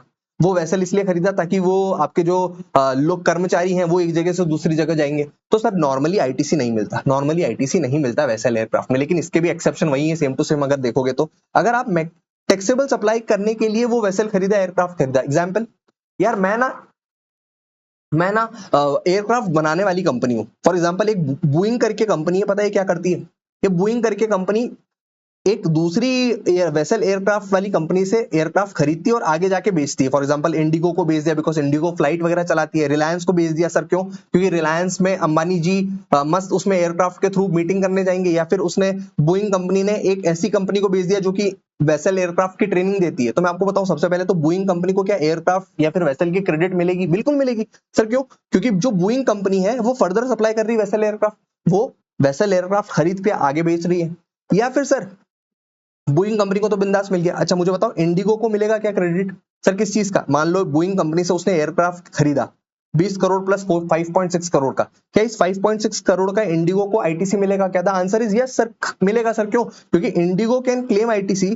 क्यों? क्योंकि वो इंडिगो इंगेज है ट्रांसपोर्टेशन ऑफ पैसेंजर में, वो पैसेंजर ट्रांसपोर्ट कर रही है इंडिगो, जो फ्लाइट कंपनी है अपनी, इंडिगो को क्रेडिट मिल जाएगा सर। सर ठीक है, ये दूसरा एक्सेप्शन हो गया आपका। ये वाला एक्सेप्शन समझ में आया। बोइंग कंपनी को क्यों मिला? क्योंकि उसने आगे जाके बेचा उस व्हीकल को। दूसरा, ट्रांसपोर्टेशन ऑफ पैसेंजर के लिए अगर आपने लिया था, इंडिगो को क्यों मिला आईटीसी? क्योंकि वो ट्रांसपोर्टेशन ऑफ पैसेंजर कर रहा है। या फिर अगर आप ट्रेनिंग स्कूल है वेसल के, या फिर आप ट्रेनिंग स्कूल है एयरक्राफ्ट के, मतलब आपने वेसल एयरक्राफ्ट इसलिए खरीदा था ताकि आप जाके आगे जाके ट्रेनिंग दोगे किसी को एयरक्राफ्ट की वेसल की। तो सर उस कंपनी में अगर मान लो कोई कंपनी जो कि एयरक्राफ्ट का ट्रेनिंग दे रहा तो उसको भी बिंदास आईटीसी का क्रेडिट मिल जाएगा। सर आईटीसी का क्रेडिट किसको नहीं मिलेगा? सर आईटीसी का क्रेडिट इस रिलायंस को नहीं मिलेगा, बिकॉज इसने क्यों खरीदा हुआ था? सर क्योंकि ये Reliance was not doing anything which is mentioned in exception. ये तो अपने अंबानी भाई के लिए खरीदा था, भले वो बिजनेस मीटिंग कर रहा है, लेकिन क्या एक्सेप्शन में कवर्ड है क्या? नहीं कवर्ड है, इसीलिए वेसल एयरक्राफ्ट का उसको आईटीसी नहीं मिला। बात समझ में आई? ये दोनों पॉइंट्स आपको अच्छे से समझ में आए होंगे, ऐसा मैं मान के चल रहा हूं। अगर नहीं आया तो कमेंट सेक्शन में लिखना, इसका और क्लैरिफिकेशन वाला वर्जन अपन अपलोड करेंगे। अब मेरी बात सुनना ध्यान से। सर जिस जिस वेसल एयरक्राफ्ट का, जिस जिस मोटर व्हीकल का क्रेडिट मिलता है ना, उसको प्यार से अपन बोलते हैं eligible motor vehicle, eligible vessel, eligible aircraft. जिसका आपको क्रेडिट नहीं मिलता उसको हम बोलते हैं ineligible motor vehicle, ineligible vessel, ineligible aircraft. बात इतनी सी है, समझ में आपको आई होगी। अब मेरी बात ध्यान से सुनना।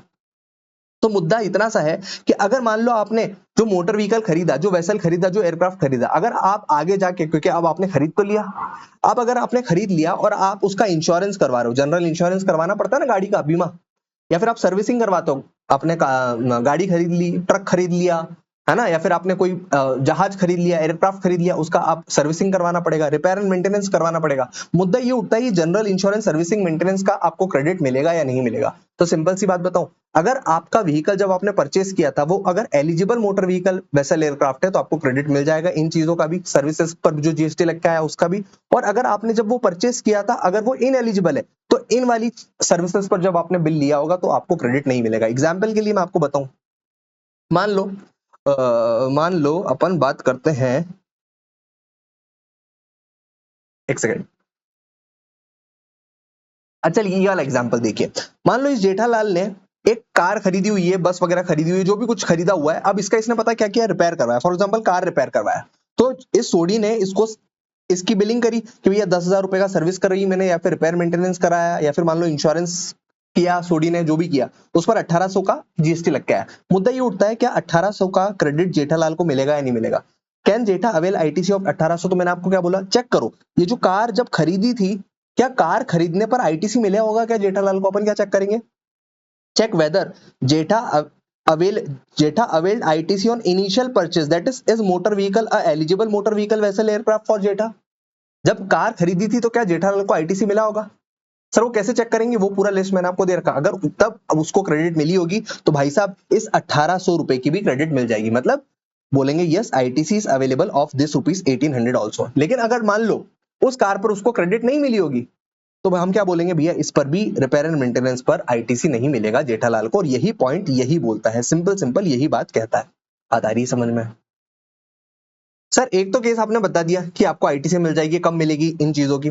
सर दो केसेस और भी है जब आपको आईटीसी मिल जाएगी, जैसे अगर आप ऐसे मैन्युफैक्चरर हो, ठीक है, और as a recipient above service is a manufacture of motor vehicle vessel, मतलब आप मैन्युफैक्चर करते हो मोटर व्हीकल वेसल एयरक्राफ्ट, तो भैया हो सकता है आप सर्विस करवाते हो, जो कोई डैमेज हो गया, कोई पार्ट हो गया, तो उस केस में अगर आप रेसिपिएंट मैन्युफैक्चरर है ना इन गाड़ियों का, तो उसको मिल जाएगी।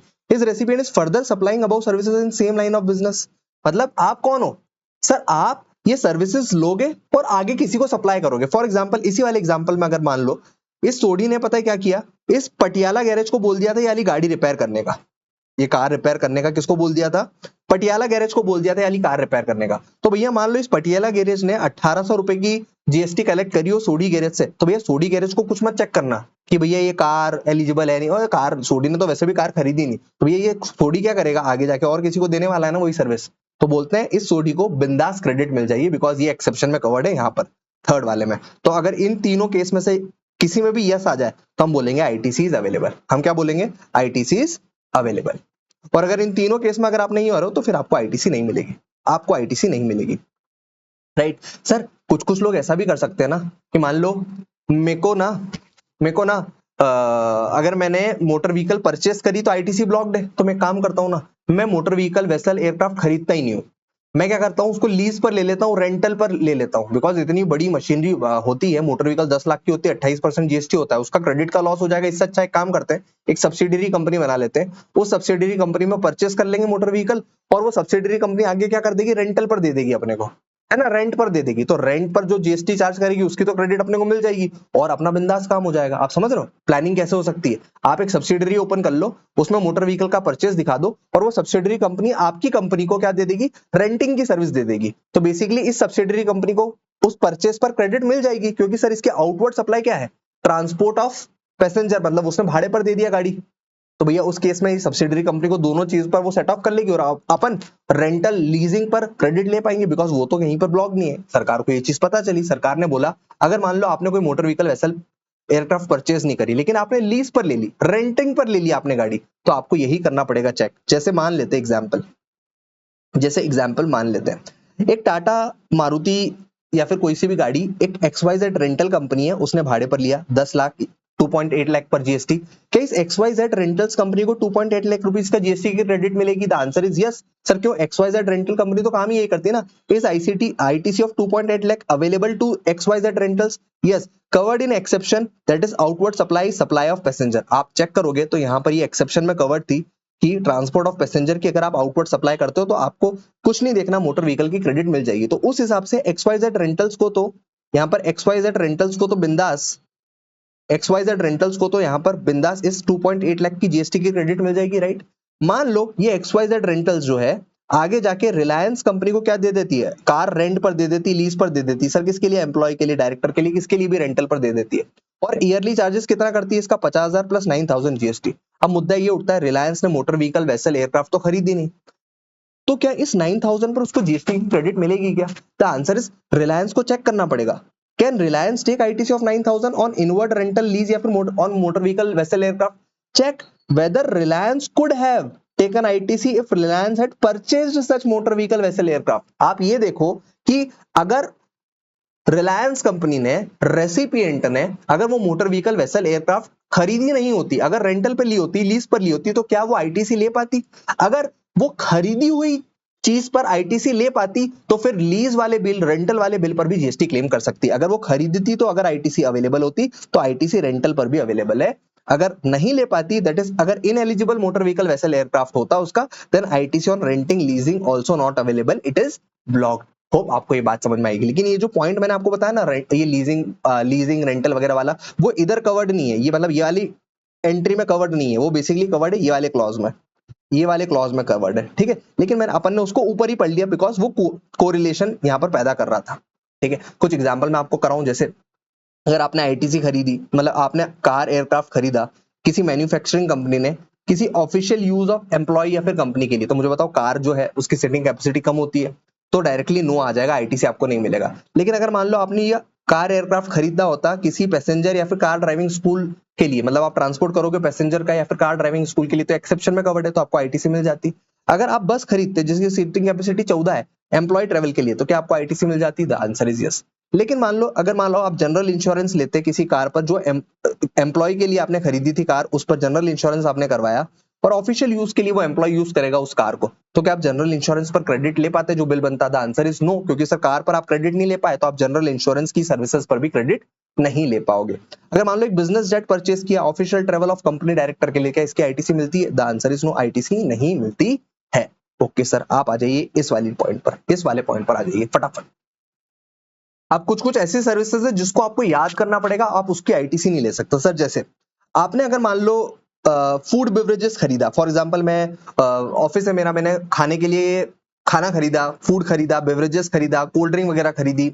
सर किसके लिए खरीदी? मैंने पर्सनल यूज के लिए नहीं खरीदी, मैंने ऑफिस पर ये फूड बेवरेजेस खरीदी। फॉर एग्जांपल मेरे ऑफिस का उद्घाटन हो रहा है ना, या फिर मान लो मेरे ऑफिस पर लेट एम्प्लॉइज काम कर रहे हैं, मैंने उनके खाने के लिए फूड बेवरेजेस खरीदी ताकि बिजनेस में मेरा एम्प्लॉय खा पी के काम करे, तो ये बिजनेस यूज है, राइट? ये पर्सनल यूज तो है नहीं, लेकिन स्टिल आपको फूड बेवरेजेस जो आपने इनवर्ट सप्लाई करी उस पर जो जीएसटी लग के आएगा उसकी क्रेडिट नहीं मिलेगी। अगर आपने आउटडोर कैटरिंग की सर्विसेज ली है किसी से, इस पर जीएसटी जो लग के आएगा क्रेडिट नहीं मिलेगी। ब्यूटी ट्रीटमेंट पर भी क्रेडिट नहीं मिलेगी। हेल्थ सर्विसेज, अगर आपने इंश्योरेंस की सर्विसेज लिया, अपने एम्प्लॉयज के लिए लिया, आपने उनका हेल्थ इंश्योरेंस करवाया, आपको क्रेडिट नहीं मिलेगी। आपने दवाइयां खरीदी अपने एम्प्लॉयज के लिए, उसका क्रेडिट आपको नहीं मिलेगा। आपने किसी डॉक्टर की सर्विस ली कि सारे एम्प्लॉयज का चेकअप कर लो, तो डॉक्टर ने बिल जो रेज करेगा उस पर जो जीएसटी लग के आएगा उसकी क्रेडिट आपके बिजनेस में आप नहीं ले सकते। आपने कॉस्मेटिक प्लास्टिक सर्जरी करवा ली, सर किसकी? एम्प्लॉयज की प्लास्टिक सर्जरी करवा दी, आपने डायरेक्टर की प्लास्टिक सर्जरी करवा दी, आपको उसकी क्रेडिट नहीं मिलेगी। आपने लाइफ इंश्योरेंस, हेल्थ इंश्योरेंस करवाया, अपने एम्प्लॉयज का, डायरेक्टर का करवाया, आपको उस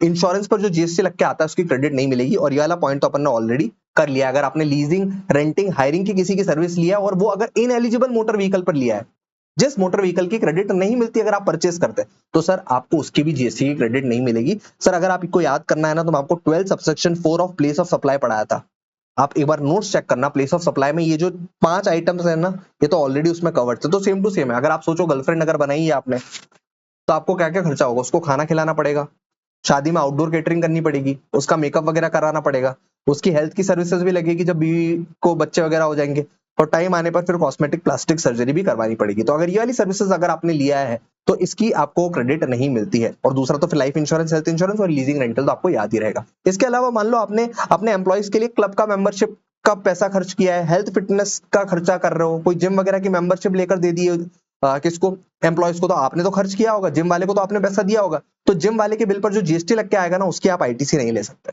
या फिर मान लो आपके एम्प्लॉयज ने बोला कि यार मैं बिजनेस मीटिंग के लिए जा रहा हूं और साथ में वो वेकेशन पर भी चले गया, travel benefit extended to employ on vacation, such leave और होम ट्रेवल कंसेशन। अगर मान लो आपका एम्प्लॉय बिजनेस मीटिंग के साथ साथ घूमने फिरने भी चले गया, तो उसका जो फ्लाइट पर जो आप जीएसटी पे कर रहे हो ना उसकी क्रेडिट आपको नहीं मिलेगी सर, क्योंकि वो मजे करने चले गया। उस एम्प्लॉयज पर के लिए आपने जो फ्लाइट का खर्चा किया, ट्रेवल का खर्चा किया, उसकी जीएसटी की क्रेडिट नहीं मिलेगी। लेकिन इसका एक्सेप्शन है सर, क्या?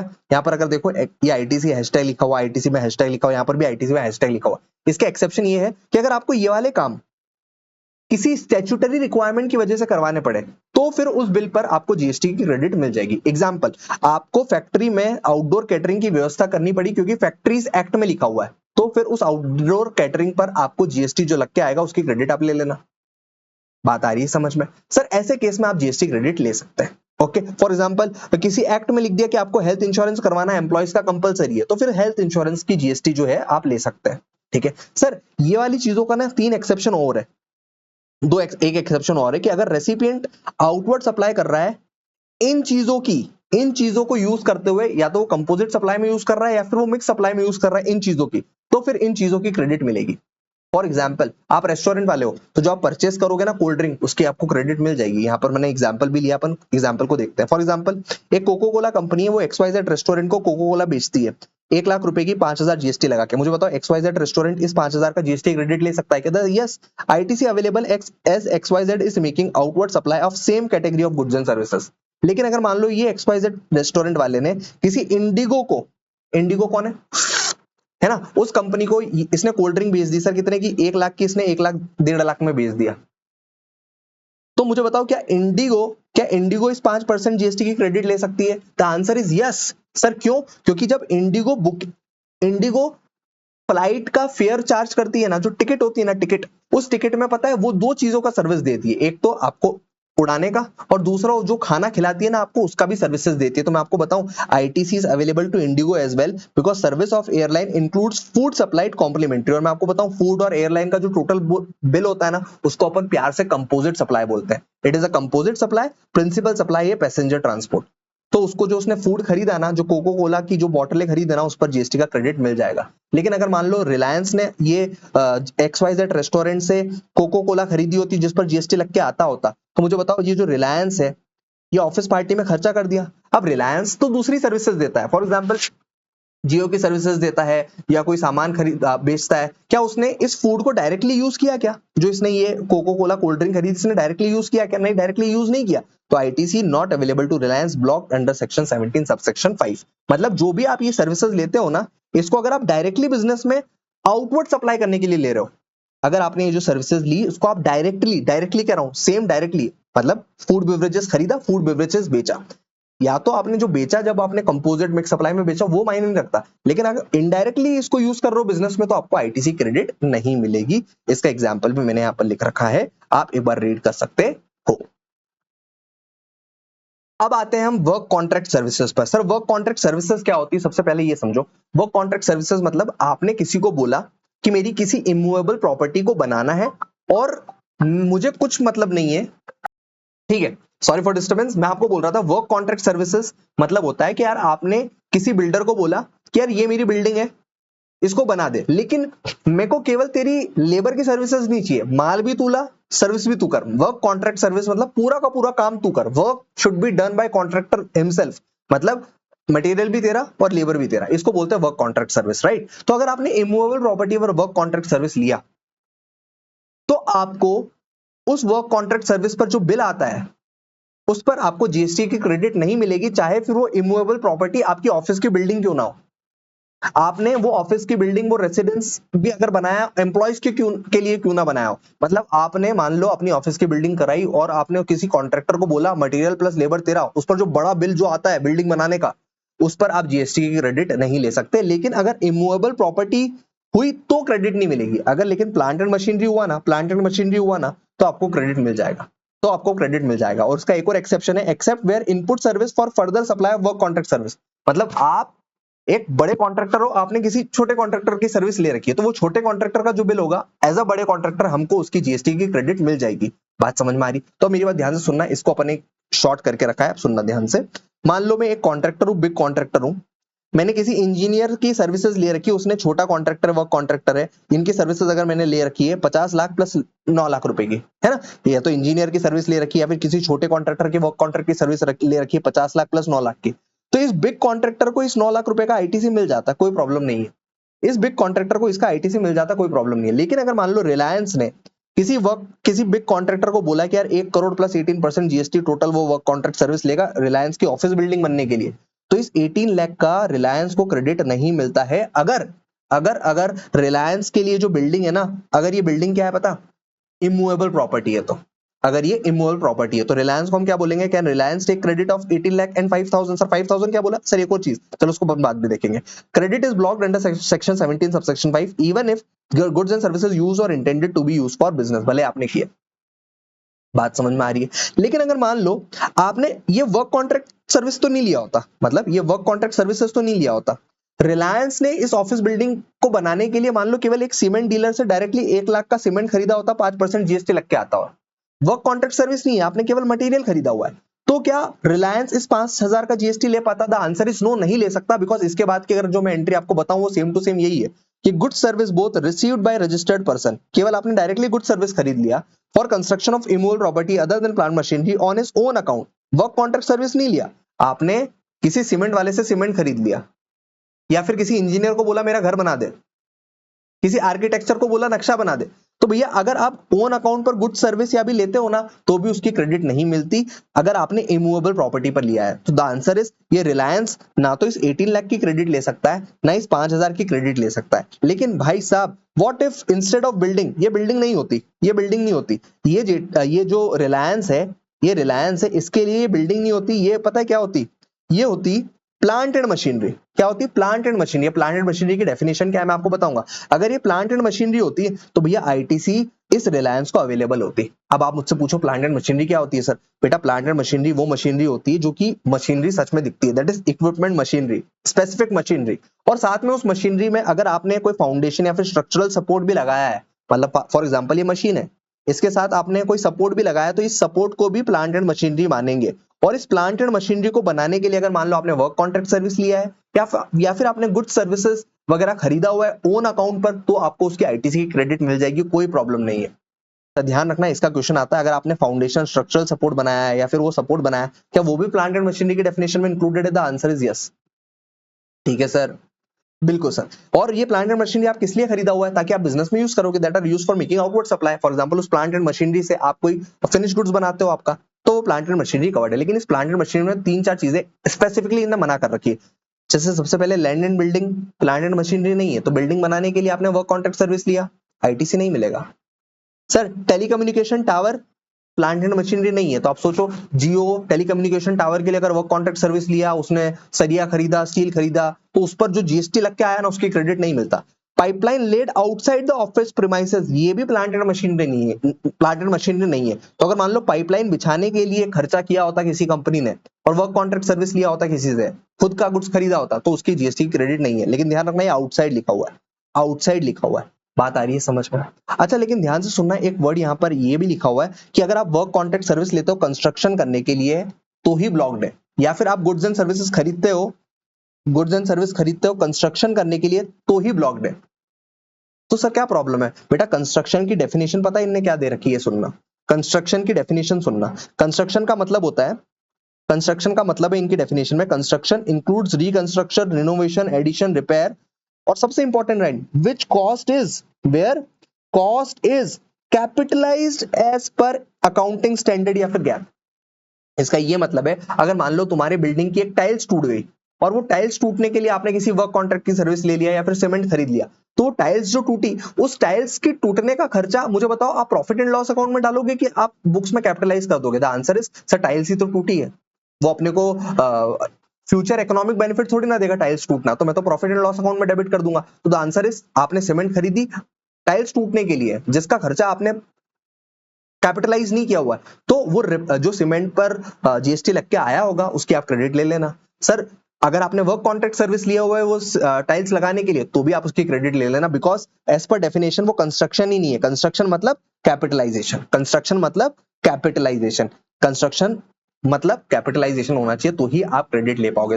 कुछ कुछ क्वेश्चन खेल लेते हैं अपन, अगर आपको समझ में आ जाए तो क्वेश्चन खेल लेते हैं, अगर आपको ध्यान आ जाए तो। सबसे पहले सर वैसे एक बार आप रीड करोगे तो आपको समझ में आ जाएगा, एक बार आप खुद रीड करोगे ना समझ में आ जाए। जैसे सबसे पहले रिपेयर ऑफ ऑफिस बिल्डिंग की एक्सपेंस कैपिटलाइज किया बिल्डिंग में, तो भैया ब्लॉक्ड है आईटीसी। अगर आपने बिल्डिंग पाइपलाइन कंस्ट्रक्ट किया आउटसाइड द फैक्ट्री, तो भैया आईटीसी ब्लॉक्ड, बिकॉज ये pipeline outside the factory plant and machinery नहीं होता। आईटीसी कब ब्लॉक्ड नहीं है? सर जब आपने कंस्ट्रक्ट किया foundation on which factory machine is mounted permanently, तो ये तो प्लांट एंड मशीनरी होता है, आईटीसी ब्लॉक्ड नहीं है। या फिर आपने रिपेयर किया ऑफिस बिल्डिंग को और एक्सपेंस पीएनएल में डाल दिया, तो आईटीसी ब्लॉक्ड नहीं है। ठीक है सर, एक बार आप रीड करोगे आपको समझ में आ जाएगा। सर ये वाले पॉइंट्स एक बार फटाफट डिस्कस कर लेते हैं, आ जाओ। ठीक है, अब कुछ बेसिक पॉइंट अपन फटाफट खत्म कर लेते हैं। सबसे पहले तो ये इनवर्ट सप्लाई अगर अपन ने किसी कंपोजिशन सप्लायर वाले से खरीदे जिसने कंपोजिशन लेवी ले रखा है, तो उसने अगर मान लो गलती से आपको टैक्स चार्ज कर दिया, वैसे उसको नहीं करना चाहिए था, लेकिन अगर आपने उसको टैक्स पे कर दिया, उसने चार्ज किया, तो उसका आप क्रेडिट नहीं ले सकते। दूसरा, अगर एनआरटीपी कुछ इनवर्ट सप्लाई करता है ना, तो भाई एनआरटीपी कोई भी आईटीसी नहीं ले सकता, एक्सेप्ट इंपोर्टेड गुड्स पर जो आईटीसी लग के आ रही है ना, उस पर इंपोर्टेड गुड्स पर जो जीएसटी लग के आ रहा है ना, केवल उसी का आईटीसी ले सकता है। सर कौन? एनआरटीपी। इसके अलावा एनआरटीपी किसी भी चीज का आईटीसी नहीं ले सकता। तीसरा, अगर मान लो रिलायंस सीएसआर एक्टिविटी कर रही है, उसको सीएसआर मतलब कॉर्पोरेट सोशल रिस्पांसिबिलिटी करनी पड़ती है। फॉर एग्जांपल गरीब बच्चों को कपड़े दे रही है, गरीब बच्चों को स्कूल प्रोवाइड कर रही है, और वो सीएसआर एक्टिविटी करने के लिए उसको मान लो कोई इनवर्ट सप्लाई करनी पड़ी, फॉर एग्जांपल कपड़े खरीदने पड़े गरीब बच्चों को बेचने के लिए, तो जो गरीब बच्चों बेचने के लिए नहीं, गरीब बच्चों को देने के लिए जो कपड़े खरीदने पड़े, तो वो कपड़े जो खरीदे रिलायंस कंपनी ने, उस पर अगर जीएसटी लग के आ रहा होगा, तो उसका क्रेडिट नहीं ले सकती रिलायंस कंपनी, बिकॉज उसने वो कपड़े क्या किए, फ्री में दे दिए सीएसआर एक्टिविटी करने के लिए, तो उस पर जो है जीएसटी जो लग के आया होगा कपड़ों पर, वो क्रेडिट नहीं लिया जा सकता। सर अगर आपने गुड्स खरीदे पर्सनल कंजम्पशन के लिए, तो ऑफकोर्स जीएसटी क्रेडिट नहीं मिलेगी। दूसरा, अगर आपने गुड्स खरीदे लेकिन वो बीच में ही लॉस्ट हो गए, डिस्ट्रॉयड हो गए, स्टॉलन हो गए, या फिर रिटर्न ऑफ हो गए फुली या पार्टली, सर आप उस पर क्रेडिट नहीं ले सकते, उसकी आईटीसी आप नहीं ले सकते। अगर आपका गुड्स इन ट्रांजिट खराब हो गया, खत्म हो गया, लेकिन अगर फिर भी आपने आईटीसी ऑलरेडी ले रखा है अपनी बुक्स में, तो आपको उसको क्या करना पड़ेगा, रिवर्स करना पड़ेगा। आपको उसको क्या करना पड़ेगा, रिवर्स करना पड़ेगा। सर अगर मान लो मैंने गुड्स खरीदा और मैंने फ्री में किसी को दे दिया, मैंने क्या बोला सर, अगर मैंने गुड्स खरीदा और मैंने आगे फ्री में किसको दे दिया, तो सर मैं चेक करूंगा क्या मेरा शेड्यूल 1 में ये वाली सप्लाई कवर्ड है या नहीं। मैं क्या चेक करूंगा, अगर मैंने गुड्स खरीदा और मैंने अगर फ्री में दे दिया तो मेरा शेड्यूल 1 अट्रैक्ट हो रहा है नहीं हो रहा। सर कब होगा अट्रैक्ट, सर अगर मान लो मैंने ये बॉटल खरीदी और इस पर जो जीएसटी था मैंने उसको आईटीसी क्लेम कर लिया और अब मैं इसको किसी को फ्री में बेच रहा हूं, मैं बॉटल वाला हूं, तो ये शेड्यूल 1 में कवर्ड है।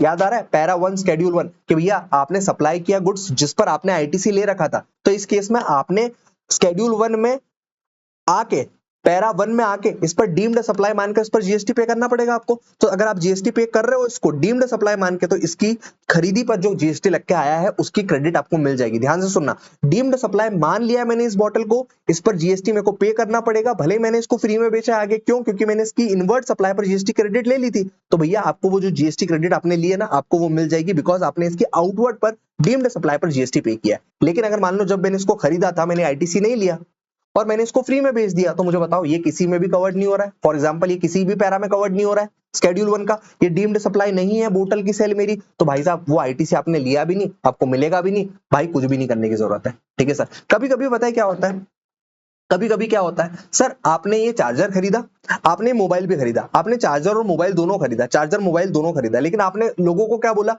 भैया आप मोबाइल खरीदोगे तो चार्जर फ्री है, आप मोबाइल खरीदोगे तो चार्जर फ्री है। मैं आपको बताऊं, मुझे बताओ इस चार्जर को जो मैंने खरीदा था, तो क्या मैं इसकी आईटीसी ले सकता हूं क्या? मैंने चार्जर खरीदा, मैंने फोन खरीदा, जब किसी को मैंने बेचा है चार्जर और फोन का, ये जो चार्जर है और ये जो फोन एक साथ बेच दिया, तो मुझे बताओ इस चार्जर पर जो मैंने जीएसटी पे किया होगा परचेस के टाइम पर, क्या मैं उसकी क्रेडिट ले सकता हूं क्या? द आंसर इज आप ले सकते हो, क्योंकि सर ये जब आपने एक बार साथ में बेचा ना, तो ऑलरेडी आपने इसकी जो सेलिंग प्राइस में इसकी कॉस्ट भी कवर कर ली होगी। बाय 1 गेट 1 फ्री पगला बनाया जा रहा है आपको, आप समझ लीजिए, जो भी आपने गुड्स खरीदे होंगे आपको उसकी क्रेडिट मिल जाएगी। सर अगर आपने कोई गुड्स, अच्छा बाई मोर सेव मोर वाले डिस्काउंट, वो तो ऐसा होता है अट्रैक्ट करने के लिए होता है, इसलिए उसकी फुल आईटीसी मिल जाती है, कोई प्रॉब्लम नहीं है। सर अगर आपने सेकेंडरी डिस्काउंट में कोई इनवर्ट गुड सप्लाई किया जो कि सेकेंडरी डिस्काउंट के साथ किया है, तो भी आपको फुल आईटीसी मिल जाती है, उसमें कोई प्रॉब्लम नहीं आती है। सर अगर आपने टैक्स पे किया है फ्रॉड में, आपने फ्रॉड के टाइम पर किसी को टैक्स पे किया है, या फिर आपके सप्लायर ने फ्रॉड किया था, फिर भी आपने उसको जीएसटी पे कर दिया कि भैया जा ठीक है तो अपने जीएसटीआर 1 3 भी फाइल कर ले, तो आप उसकी आईटीसी नहीं ले सकते हो, क्योंकि सामने वाले ने किया था क्या, फ्रॉड, सामने वाले ने किया था क्या, फ्रॉड। समझ में आ रही है बातें? ठीक है सर, ये तो थी इनपुट टैक्स क्रेडिट की बातें, सेक्शन 16 कर लिया, सेक्शन 17 कर लिया, सारे सबसेक्शंस भी कर लिए। अब इसके बाद अवेलमेंट ऑफ क्रेडिट बचता है सेक्शन 18, जिसका मैं अलग से एक लेक्चर रिकॉर्ड कर दूंगा, क्योंकि वो थोड़ा सा डीप में अपने को पढ़ना पड़ेगा। लेकिन आप ये वाला भी पॉइंट कंसिडर करके जाइए, क्योंकि इसके क्वेश्चंस अगर आप सॉल्व करोगे तो आपको ये चीज ध्यान रखनी पड़ेगी। अब सुनना सर, जो सबसे पहले आईजीएसटी की इनपुट है वो सेट ऑफ किसके अगेंस्ट में होती है? आईजीएसटी आउटपुट के अगेंस्ट में, फिर सीजीएसटी एसजीएसटी आउटपुट अगेंस्ट में, किसी भी ऑर्डर किसी भी प्रोपोर्शन में, लेकिन सबसे पहले आईजीएसटी की इनपुट अपने को खत्म करनी है, सबसे पहले अपने को आईजीएसटी की इनपुट खत्म करनी है। उसके बाद आप एसजीएसटी इनपुट या फिर एसजीएसटी सीजीएसटी इनपुट किसी को भी उठा लेना, लेकिन सबसे पहले एसजीएसटी इनपुट किसके अगेंस्ट में सेट ऑफ करोगे? सर एसजीएसटी आउटपुट के अगेंस्ट में, फिर बच जाए तो आईजीएसटी आउटपुट के अगेंस्ट में, सर और भी बच गई तो एसजीएसटी इनपुट क्या मैं उसको सीजीएसटी के अगेंस्ट में सेट ऑफ कर सकता हूं क्या? The answer is no.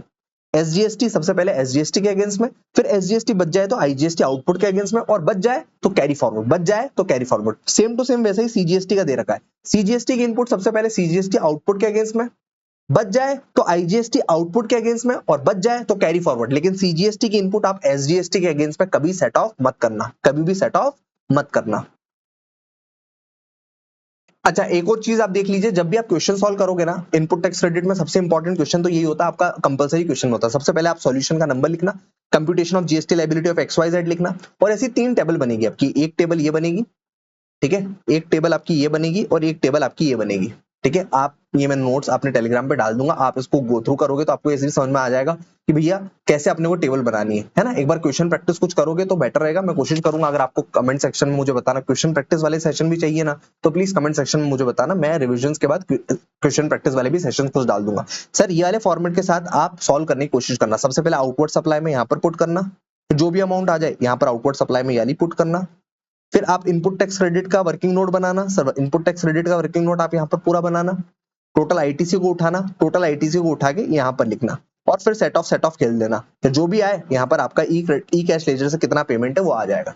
कुछ क्वेश्चंस प्रैक्टिस करने की कोशिश करेंगे अपन, लेकिन ये रिवीजन के साथ आप खुद ट्राई करिए, बहुत मजा आएगा। लेकिन यार एक काम करना ना, अगर आपने ये पूरा रिवीजन लेक्चर देखा है ना, प्लीज यार आप कमेंट सेक्शन में जाना, अपने दिल में जो आपको लगा कि कैसा समझ में आया, कोई फीडबैक आप देना चाहते हो कि ये सर इंप्रूव कर सकते हैं या फिर हमको सच में अच्छा समझ में आया हुआ है, तो प्लीज एक कमेंट सेक्शन में मेरे लिए फीडबैक जरूर डाल के जाना, है ना। It means a lot to me. और वीडियो को आपने लाइक कर दिया होगा, चैनल को आपने सब्सक्राइब कर लिया होगा, ऐसा मैं मान के चल रहा हूँ। बाकी अपन मिलते रहेंगे, ऐसे ही खुश रहिए, मस्त रहिए। और अगर आपको बहुत ज्यादा दिक्कत आ रही है ना जीएसटी में बेटा, आपको कॉन्सेप्चुअल बनाने में बहुत दिक्कत आ रही है, फिर सबसे इंपॉर्टेंट क्वेश्चन प्रैक्टिस में आपको दिक्कत आ रही है, बिकॉज कॉन्सेप्ट तो बच्चा कर लेता है लेकिन क्वेश्चन प्रैक्टिस में आपको बहुत दिक्कत आ रही है, तो यार आपके रिलेवेंट अटेम्प्ट के लिए ऑलरेडी हमारे पास प्रैक्टिस बैच है। आप रिकॉर्डेड फॉर्म में विद अ ट्रैकर कि किस चैप्टर में मुझे कितना क्वेश्चन करना है वो आपको मिल जाएगा। आप व्हाट्सएप ग्रुप में भी एडेड हो जाएंगे, तो आप जाके उसको परचेस कर सकते हैं, डिस्काउंटेड प्राइस पर आपको मिल जाएगा। और बाकी यार आप बताना आपको किस किस चैप्टर का रिवीजन वीडियो मेरी साइड से लगेगा। Okay, bye bye, take care, see you in the next session.